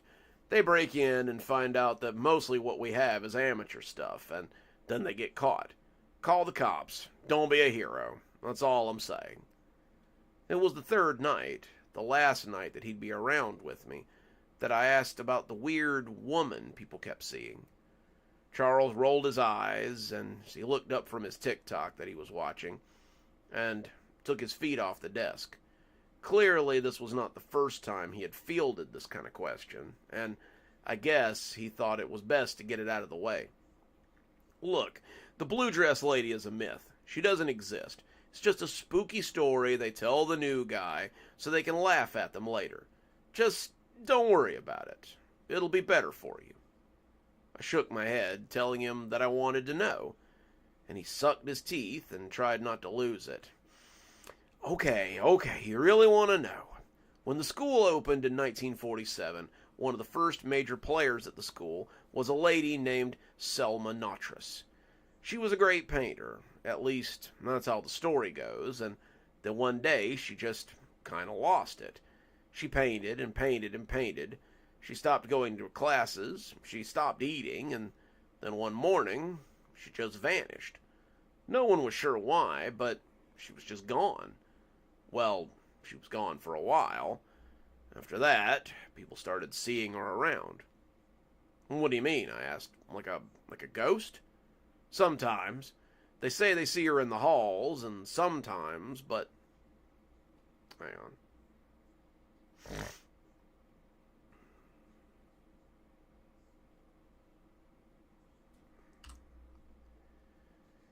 Sometimes.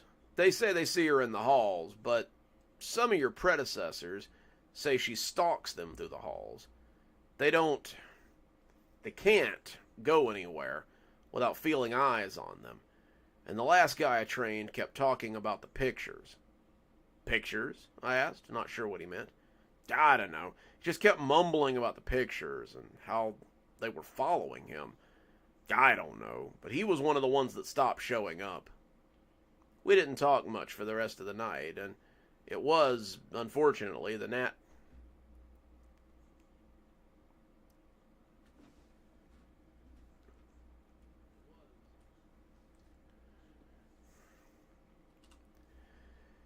It was, unfortunately, the last night that I had company. The next night, I was on my own. It wasn't too bad. I mostly just sat around and watched cameras. I was trying to take it seriously, but it's hard not to slip into bad habits when all you have to look at is the security monitors. I'm sure I missed a few rounds while I was watching Netflix and playing mobile games, but the rounds I went on were different than the night before. The art was still interesting. I liked seeing the stuff they added from the students, but I felt watched as I went about my assigned rounds. It could have been the hollow eyes of the statues that sat in some of the halls. It could have been the painted eyes of the pictures that hung in every available surface, but it didn't feel like the inanimate objects around me. It felt like the eyes of a predator as it stalked me through the woods. The second night working on my own, I began to see something out of the corner of my eye. It was subtle at first, just a little blip here and there, but it always seemed to follow me when I was on my rounds. There was something else, too. It was harder to nail down, but it started to sound like a whisper. Someone was calling to me, trying to get my attention, but they didn't seem to know who I was. Hey, it was creeping across my senses. Look over here. It would slither across my gray meat. It was weird, but I chalked it up to being by myself in a dark place at night. The lights in the school were kept low at night, mostly just the little lights that show the paintings and the artwork, and that might have been adding to the creep factor of the place. By night 3, I was seeing something blue, something that was stalking me through the halls. I continued to walk, not wanting to invite it to chase, but it was hard. It wasn't a big something. It was like, I don't know, like watching fireflies or fairy lights. But it definitely followed me. I started to think it was moving between the paintings, but that was crazy. Most of the paintings were pastoral landscapes, fields, or trees or things. So the blue fairy that kept bobbing in my peripherals. Hang on.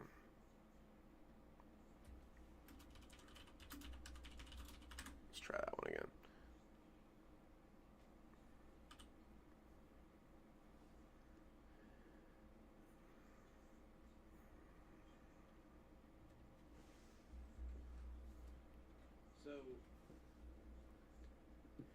If you're just joining us, we're reading The Lady in Blue, so pull up a chair. It's just getting good.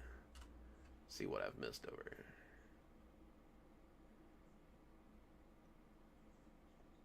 Welcome, welcome.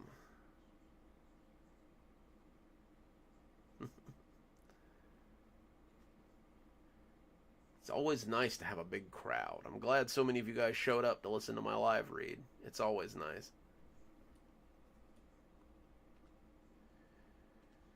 So, the blue fairy that kept bobbing in my peripheral kind of stood out.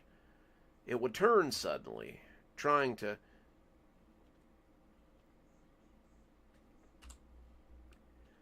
I would turn suddenly, trying to catch sight of it, and see a landscape at sunset or a tranquil forest. I would spin around and there was Main Street or the Cape. The blue was gone, but not completely gone. The longer it went on, the more I began to notice the blue thing hiding in the paintings. The blue blur hiding behind an oak tree. The blue smudge sitting way back in the meadow. The blue speck peeking from the windows of the apartment over the Mercantile.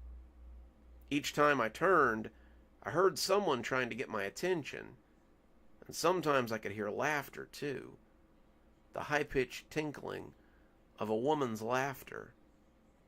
This went on for a week, but the woman in the painting didn't stay a smudge. Suddenly, there was a bigger smudge in a landscape that looked surprisingly like a small woman. I rounded a corner to find a little Thumbelina standing on a bridge overlooking a river. She didn't move, but I felt sure that she hadn't been there earlier. I would walk past these paintings once an hour, and I'd gotten a good look at some of them. Her blue dress stood out, and I was sure that I would have seen if she'd been there. Seeing it made me feel weird, but what could I do? They were paintings. It wasn't like they could just gain things they didn't have before. Right? The longer the night went on, the more nervous I became. Hang on. Keeps my lips from sticking together. The enunciation gets better. She had begun the night like the last three, hiding and standing in the background as she studied me. But tonight was different. She didn't move when I was looking, but I knew she was. Every round she would get closer and closer to the canvas. Was this the woman the others were talking about? Those eyes. I became sure that she was the one who was stalking me. It no longer felt like she was just following me. It felt like I was meat being hunted by a predator. Charles, and remember Charles, was on the other night shift, and I came to talk to him about it. I didn't think he could help, but I needed to talk to somebody. He was surprised to see me, and when I asked again about the woman, he blew out a breath in frustration. I knew if I told you the story, you'd fixate on it. All the other night shift guys do too. She isn't real. She doesn't exist. It's just a stupid old story. It's a legend. There is no blue lady. You sound like Gavin, I swear. I asked him who Gavin was, and he wrote down an address and handed it to me. He didn't just leave. He called the dean of the school and told them that he'd never be back. I had to get up in the middle of the night and come take over the rest of his shift. He left his keys in the door and a resignation letter written on a napkin in the school mailbox. He wouldn't even come back to get his last check. We had to send it to him. I see him online sometimes. I think he runs a forum for paranormal stuff or something like that. If you have questions, then go talk to him. I'm done hearing about this crap. Do you hear me? I'm done. I found Gavin pretty easily on Facebook, and Charles hadn't been wrong. Gavin was into a lot of different legends and ghost stories, but the Blue Lady was one that he came back to a lot. He talked about the month that he had worked for the Charleston Art College, and how he had been stalked by the lady in blue. She follows me through the pictures. I don't know how she does it, but she moves from painting to painting, watching and waiting for her moment to strike. She likes to see her prey getting scared, getting weak. And then, when she has your mind so eroded that you're half crazy, she grabs you and drags you into the pictures. I'm convinced that's what's happened to the other security guards. They didn't just leave work suddenly. They didn't just quit without word. And they didn't just skip town for whatever reason the college is pimping these days. They were taken, and they will never come back. I thought about this for the next few days, doing research and looking into local legends about the school. There were the usual ghost stories about seeing a woman in blue walking the halls, people hearing voices at night. But there were also some stories about Selma Nostris and how she was widely believed to be a witch. She had been a colorful character around town, and people often talked about how her former lovers wound up dead or the subject of unfortunate accidents. She was 65 when she went missing, working late at the art college one night, and the legend about the lady in blue had begun not long after that. I was still thinking about it when I went back to work on Friday, and it would turn out to be my last night at the college. I went out to walk my first round, and I saw her right away. I'd gotten used to looking for her, and she was there in the background of the pictures hung in the viewing hall. There was a blue splotch in the background of a fall landscape, a deep blue something on a bridge and a picture of Raymond Park, and a blonde woman in blue sitting on the front porch of the Mercantile. She was watching me, keeping an eye on me as I went about my rounds. But it felt different tonight. It felt like someone was stalking me again, like I was being hunted by a wild animal every time I went about my rounds. I came to dread my hourly rounds. I hated feeling like a kid at a zoo, and as I went through my rounds, she got closer to the frame with each hour that passed. She was having a picnic on the grass of Raymond Park. She was leaning on the banister of the hotel. She was looking at me through the boughs of a tree, and those eyes, the eyes just kept boring into me. It was like a snake hypnotizing a bird, and I found myself looking away with some difficulty. Her smile was coquettish, her lips pulled into a hungry little smile, but it was after midnight when she finally made her move. I was rounding a corner, arguing with myself on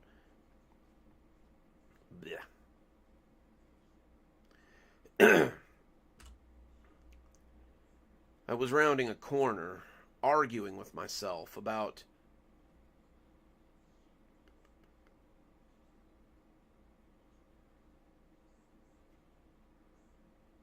hang on, gotta find my spot. I was rounding a corner, arguing with myself on whether or not I was being an idiot, when I stopped dead in my tracks. At the corner, where there had been a picture of a field at sunset, there was now a blonde woman in a blue dress, staring out at me with a sinister smile. I knew what had been there. I was sure of what had been there, but my mind railed against it, saying I must have been wrong. I walked past her, trying not to look, but when her smile widened to show a mouthful of sharp teeth, I was nearly too late to stop myself from being taken. Her lacquered nails settled around my arms, and I felt the cruel claws fasten onto me. Her strength was monstrous, and I could feel those nails through the fabric of my uniform top. I never even thought about it. I just ran. I ran flat out, wincing as the nails cut into me. And as I pulled hard, I heard her soft, whispery voice calling to me. She was begging me to come back, to talk to her, but my adrenaline was running and I just wanted to get away. I pulled, and finally I felt her bony fingers give a little. I jerked hard as I felt the arm. Try that one again.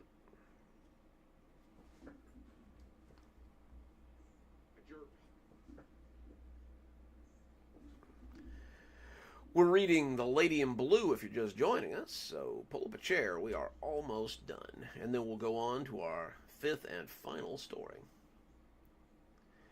Her bony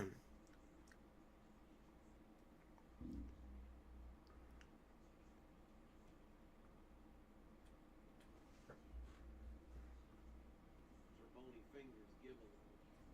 Okay. Only fingers give a little.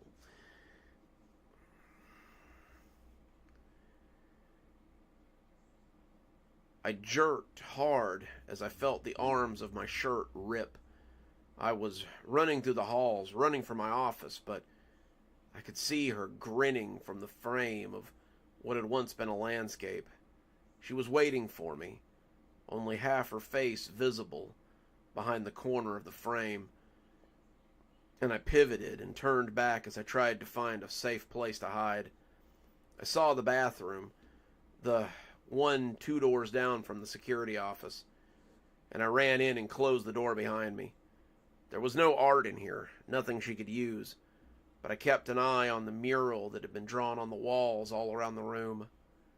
I sagged against it when I didn't see a blue speck beginning to grow, and I contemplated what I should do. I did as I'd been told. I called the police. I told them I had a break-in and that I'd been grabbed and surprised. I had a gun, but what good was that going to do me? I told them I needed assistance at once, and they said they'd be right over. I stayed on the line with the operator, and when the police arrived, I opened the door slowly and went to let them in. The police were there for a while, leaving just before dawn. I told them that someone had been hiding in the gallery hallway and had grabbed me when I came around the corner. I fought them off and got to a safe place. Then I called the police, as I'd been told to do. They rolled their eyes a little, thinking it suspicious that an ex-cop CO had... Try that one again.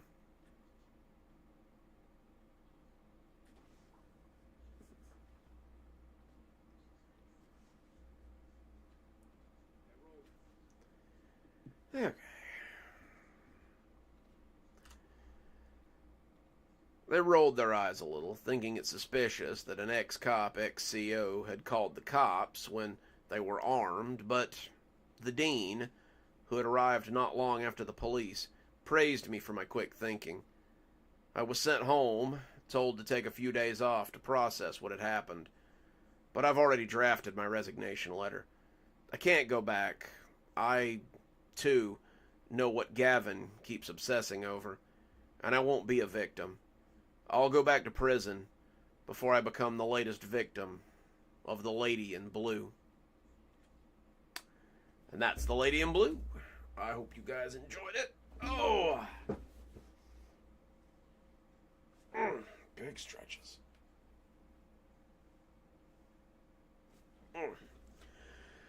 Whew! Got one more for you tonight, I think. Oh, you guys always flatter me. I love it.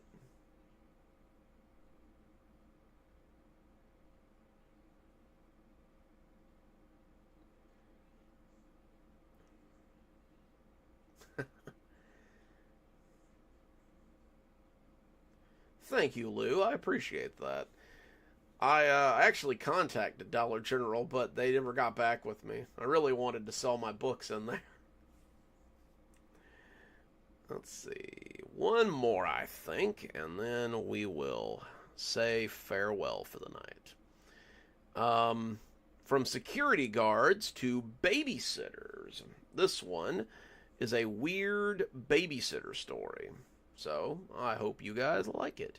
It's called His Lovey. So, enjoy. Get a drink first.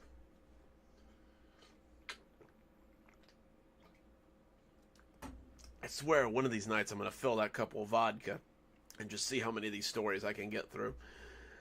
Not tonight, though. Definitely not tonight.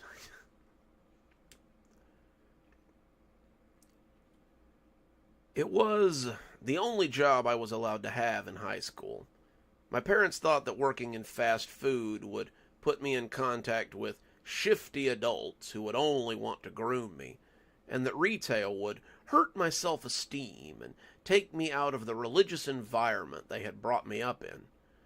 What it came down to was that they wanted me to be on call to watch their kids whenever they wanted me to. Hang on. That's a weird one. You know they wanted me to be on call to watch their kids whenever they wanted me to.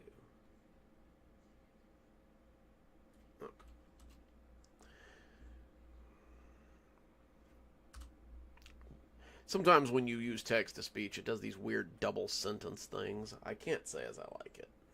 It definitely hurts the final product. What it came down to was that they wanted me to be on call to watch their kids whenever they wanted me to.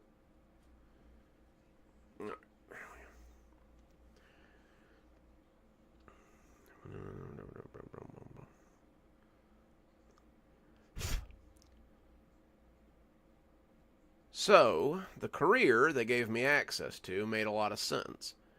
My older sister had been a member of the local babysitting service since she was 15. The burps tonight, I swear. So, I signed up as well. It wasn't all bad, but a lot of it was pretty terrible. I've been left with kids until the next morning, when the parents assured me that they'd be back by 9 at the latest. I've been forced to go out and buy groceries unless I wanted the kids to go hungry, and yes, with the kids in tow. I've been screamed at for letting the kids watch TV, been fired without pay for having them turn up covered in their mother's makeup after being in their room playing, and even had one of them prank call the cops and had to explain what had happened to them. On the other hand, I'd been to some really well-behaved households and sat for some really funny kids that were more than happy to just hang out and have a nice night. I have about 5 families that I babysat for on the regular, and the money I made was nice, but the real money seemed to be in the difficult clients that sometimes came up. Usually it was just troubled kids, or worse, kids with needy parents.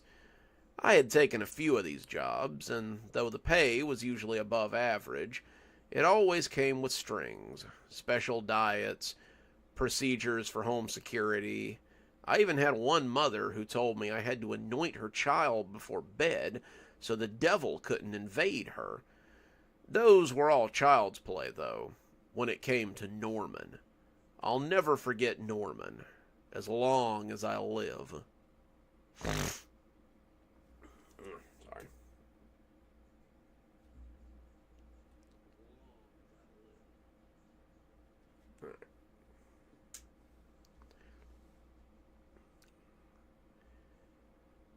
It was Saturday, and the agency called around 5 in the afternoon. I was home, pointing at my watch as I reminded my brother that I had dibs on the 5:30 to 6:30 TV slot, and I sighed as Mrs. Jackson asked for me. Tripp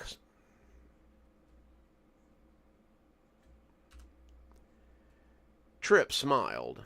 It appeared I wasn't going to be there to use the TV slots.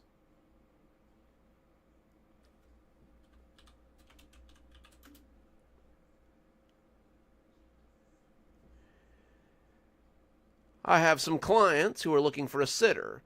27 Bridshaw Lane. Are you familiar with them? Nope, I said, holding the phone against my ear. Never sat for them before. The family is the Foremans. Their son, Norman, is kind of a difficult child. He's run off 4 other sitters that I know of, but his parents are willing to pay triple rates for the night off. Are you interested? I chewed on my lip and thought about it. Triple the usual rate would be nice, but problem kids were usually a handful. I asked about dietary restrictions or weird allergies, but Mrs. Jackson just told me that the parents would fill me in. Be there at 6, and good luck to you, girlie. I told my mom, and she said it would be okay if I went and sat for the night. Dad even said he'd give me a ride so I didn't have to ride my bike clear across town, and I was pretty grateful. The thought of riding my bike almost 3 miles, some of it uphill, was far from appealing, so I thanked him with a big old hug and went to get my sitting sack. The sitting sack was something that I'd put together the year before, and it contained a bunch of things kids usually like to be occupied with. Coloring books, stickers, those little plastic stick-on figures that you could get in different characters and properties, storybooks, jacks, a deck of cards, and my old standby for the really difficult ones, a little handheld game of the Teenage Mutant Ninja Turtles variety. It was all inside a worn-out purse my mom had given me, a throwback to her hippie days. And once I had it and something sensible to wear, I came downstairs and told my mom I'd call them and let them know how late I'd be. "Well," my mom called from the kitchen, "tell them that we really like our daughter home before 11. I told her I would and went to hop in Dad's old Ford truck, which was running and waiting. 20 minutes later, I was standing in front of 27 Bridgeshaw Lane, waving at Dad as he rolled away. The house looked normal enough, a ranch-style home in a brick red, and there were some toys in the yard and a little blue Beetle sitting under the carport. It appeared to be a lovely house, but when I rang the bell and saw the man who answered the door, I almost wished I'd asked Dad to come with me. Mr. Foreman looked, well, off, I guess. Not like funny uncle off, but like someone who hasn't slept in a long time off. The guy looked a little crazy, a little unsure of me, but mostly like I was a life raft near the side of the Titanic. Oh, thank God! I was afraid the agency wouldn't be able to find one. Sharon, the sitter's here." We are reading His Lovey, if you're just joining us. So, yeah, I know, Norman Foreman. I didn't think that one through. Oh, Lordy.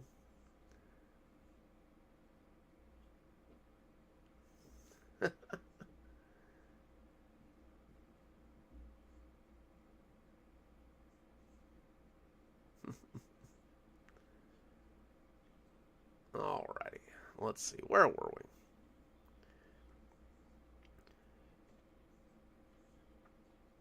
I think I went back a little bit. The man was in a polo shirt and slacks, and his wife, who came down the stairs... Hang on. I had changed that up. I thought I'd got all this.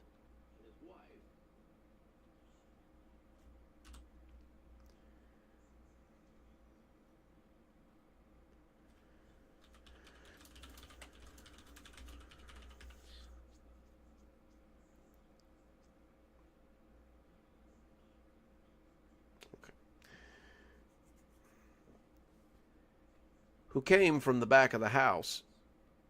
Whoa. Forgot about that. And his wife, who came from the back of the house in a frizz of red hair and sundress, looked just as manic as he did. She was putting in her earrings with her other hand and trailing a boy from one... I rigged that up.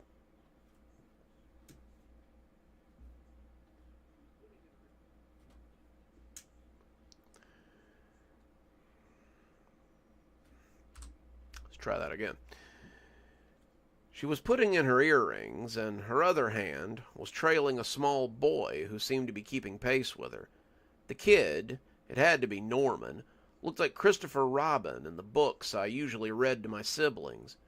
He was tall for his age, bearing a dark brown bowl cut and a pair of footy pajamas that looked just about ready for the Salvation Army rag bag. In his other hand, the one not clamped to his mother's arm, was a stuffed bear that looked ready for the very same rag bag. The poor thing looked like it had done 2 tours overseas and was about to go for lucky number 3. One eye was hanging by a thread, one arm was trailing stuffing, and the fur was possessed of that smoothness that made me think it had survived many washings and many more playdates. "Thank goodness," said the mother, and she breathed it out like a prayer. "Hello, I'm Sharon, and this is my husband, David." We exchanged pleasantries, and then, though I didn't recognize it at the time, it felt like the mother steeled herself before introducing Norman. "This is our son, Norman. He's 5. Say hello to the nice lady, Norman."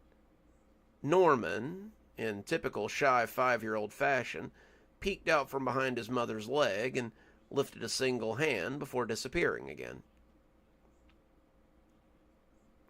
Gotta swap that R and that M.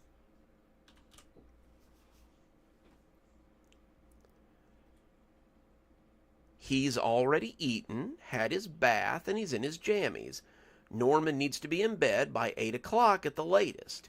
He isn't to sneak any cookies or jump on the furniture, and he isn't to give you a hard time. Right, Norman?" she asked. I'd heard a dozen mothers give a speech like this before, but this one felt a little off. The mother wasn't giving her child an implied or else statement.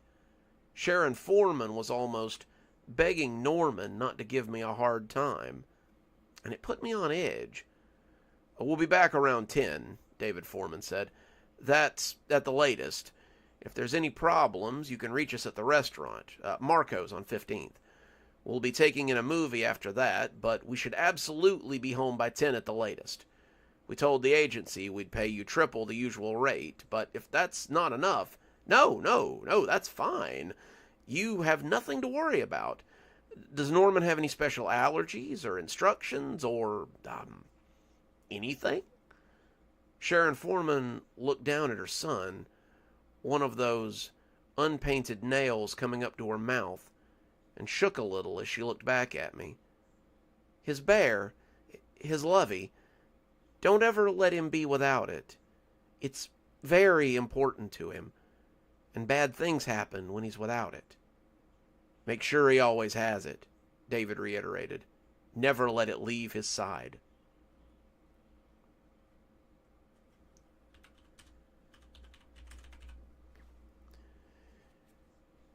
They looked so serious about the health of a bear that I just nodded and said I would. They left then, kissing Norman and telling him to be good, and then it was just the two of us. "So, Norman," I said, smiling, "what would you like to do? But he just walked off, the threadbare bear swinging from his hand.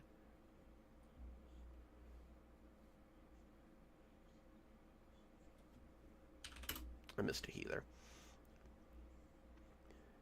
I shrugged, figuring he wanted to do his own thing, and went to call my dad and let him know I'd be done around 10.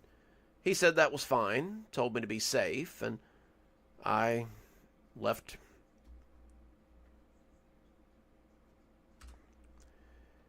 And that left me alone in this big old house with a very odd kid. I took some of the stuff out of my bag and called out to get Norman's attention. I shuffled the deck of cards dramatically, took out some of the coloring books and colored a couple of pictures, and after bouncing the ball and offering to play jacks, I just kind of gave up. We are reading His Lovey, if you're just joining us, so pull up a chair.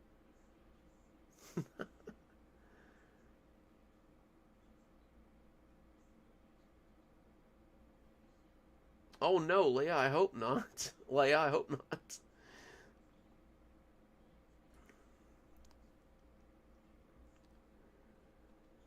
It wasn't bad for the first couple of hours. Norman was quiet, moving around the house like a little ghost, and playing games with his bear. I sat in the living room with my book, watching over the top of the pages to see what he was up to. He came around the corner with a pirate hat and spoke like a buccaneer to his bear, the little toy sporting a bandana. For 2 hours, Norman came running into the living room with different costumes, the bear wearing something similar. And for 2 hours, I watched him play pirates, knights, and finally cowboys and Indians. I was smiling at the little bear in his headdress when I heard the clock chime 8 of the clock. "All right, kiddo. Time to start getting ready for bed." Norman turned slowly. Hang on. Bigger pause there. Norman turned slowly, one eye still closed, as he extended his revolver to the bear in the Indian headdress. "But I'm not tired yet," he said, and it was the first time I'd heard him speak. His voice didn't sound like a normal little kid voice. His voice was deadpan, strangely calm, and his eyes were 2 intense pools of something I didn't have a name for.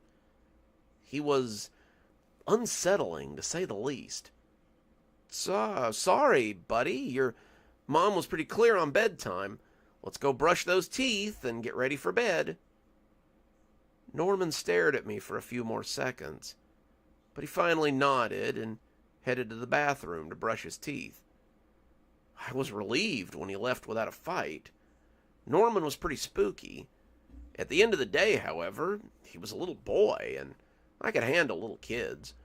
Norman was probably 60 pounds soaking wet, and I had brothers that would have made up two of this kid. I had just turned back to my book, checking the clock as the minutes ticked by, and then I heard it come ripping from the back of the house. It rolled towards me like a wave of terrible fog, and I shuddered even as I jumped. "Where is he?" he screamed, and his voice was anything but calm and reasonable now. He came thumping from the back of the house, his breath coming in gasps as his hate-filled eyes bored into me. "Where is he?" he asked again. "Where's who?" I asked, standing up and putting my book down. "Who are you talking about?" "My bear! My lovey! Where is he?" My fear and confusion began to ebb away as I remembered what they had said about the bear. Oh, I thought, he's just lost his bear. We can find it and everything will be fine.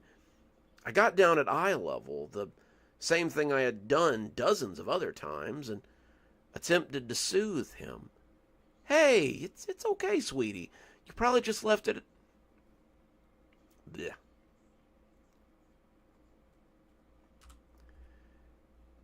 "You probably just left it in the bathroom.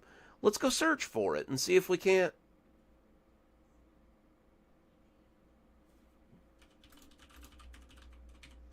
Sorry, at some point during the story, I had taken this from a 2-story to a 1-story house, so I had to take out all the upstairs parts. We're reading His Lovey, if you're just joining us, so, pull up a chair. Should be coming along pretty good right now.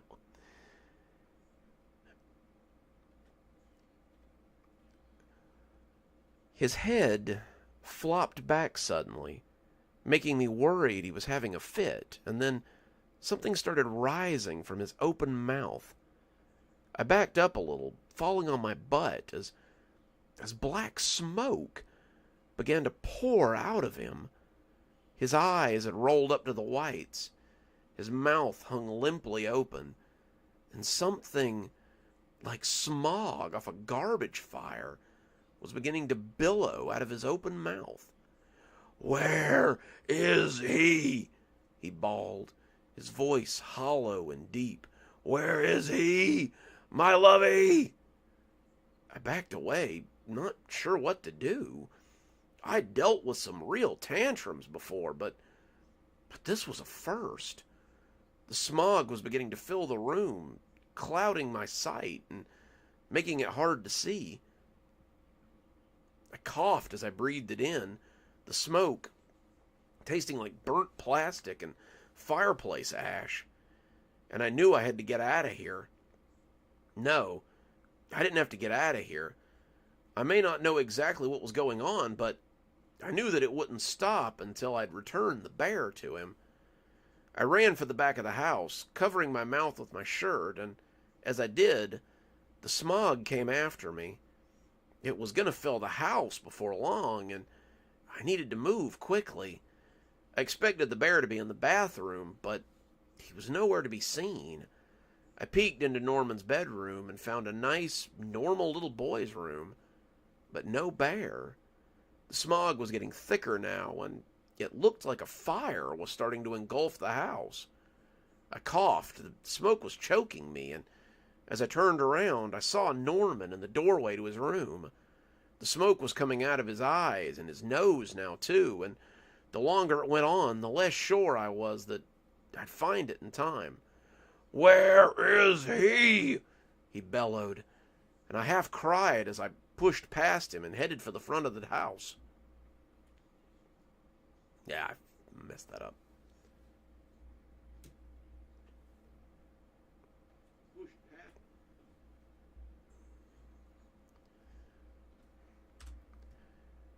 pushed past him and headed for the front door. This was not worth triple pay, not even quadruple pay, but as I tried to open the door, I found the knob unturnable. It was like someone was holding it from the other side. And as he came slowly up the hall towards me, I backed into the kitchen. I was choking now, my eyes watering, and when I bumped into the table, I heard something slide off and hit the floor. It was the sit sack. It spilled out, but it was impossible to tell where all of it went. The smoke was so thick and my eyes were so watery that I couldn't have told you what was 5 feet in front of me. The only exception seemed to be Norman. He kept coming towards me, his body a living vessel for the smoke, and as I gasped for air, I tried to reason with him. Norman, let's talk about this. Give me some time. I can't help you find Mr. Bear, but you have to get rid of all this smoke. Where is he? He bellowed, and it seemed to be the only thing he could say. My throat was aching from the coughing, my eyes watering, and my breath becoming harder and harder to pull in. I was going to die here. I was sure of it, and I tried to beg him not to kill me, but the smoke made speech impossible. Then Norman's foot came down on something, and he suddenly stopped. His head canted down, something flashing beneath the smoke, and I heard something that made me think I might be going crazy. There was a tinny, 8-bit sound from beneath the smoke, and I realized he'd found my trump card, the one I held out for the problem kids. His eyes rolled down like a pair of window shades, and he reached down and picked up the little white handheld. "Oh, cool," he said, in that hollow voice I'd come to hate. "Ninja Turtles." The smoke began to dissipate, and as he sat on the floor, his legs going crisscross applesauce, I just sat there in shock for a moment. I was speechless. It was unthinkable. I'd been minutes from death, seconds from passing out due to smoke inhalation, and my life had been saved by 4 mutant turtles and a cheap $5 handheld game from Walmart. I was sitting on the porch when his parents got home an hour later. I left Norman sitting on the floor in the kitchen, still plinking away at his game, and the parents must have suspected that something had happened. They both looked worried as they caught sight of me, and as Sharon went in to check on Norman, David sat down beside me on the stoop and sighed deeply. It happened, didn't it? He didn't need to elaborate, and I just nodded in response. "Here," he said, handing me way more than we'd agreed upon. I counted it later, and there was almost $200 there. He had clearly been relieved to find me alive and had decided to compensate me accordingly. "You don't have to answer right now, but if you'd like to sit for Norman again, we would be very grateful. It's very difficult to find sitters who are willing to come back for a second sit, but I think that Norman would like it if you came back again."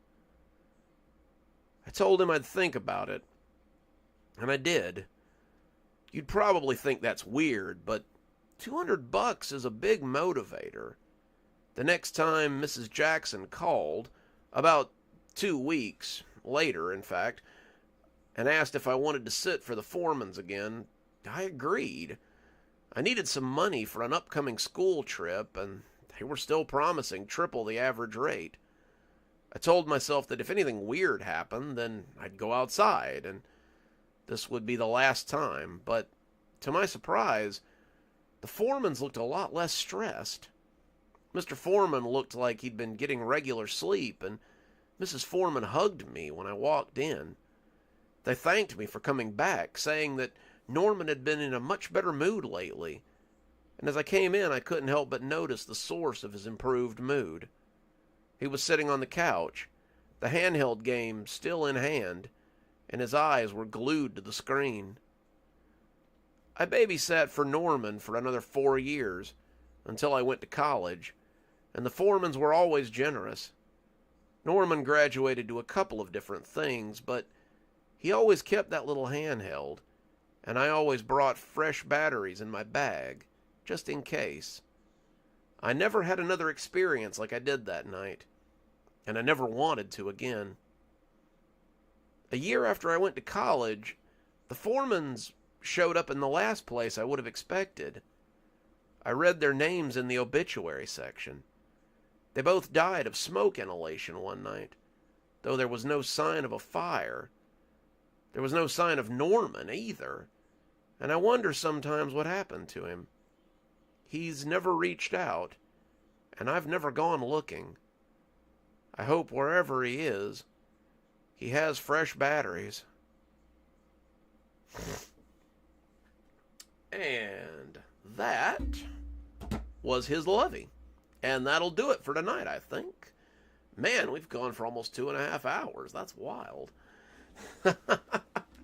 Yep, that's right. I was hoping some of you guys would put it together where it's like, yep, the Ninja Turtles are clearly going to save the day here.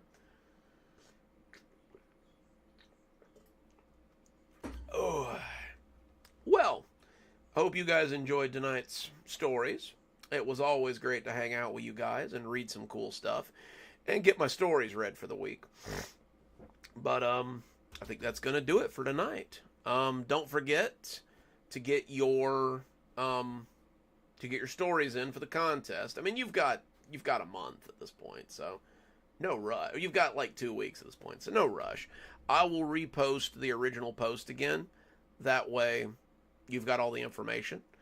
But yeah, I think that's going to do it for us. If you want a copy of the Dollar General Beyond book, be sure to look that up on Amazon.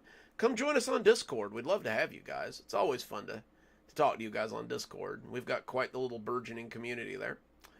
But anyway, it's great to see you guys, and I hope to see you again very soon. Dr. Plague, signing off. Have a wonderful evening.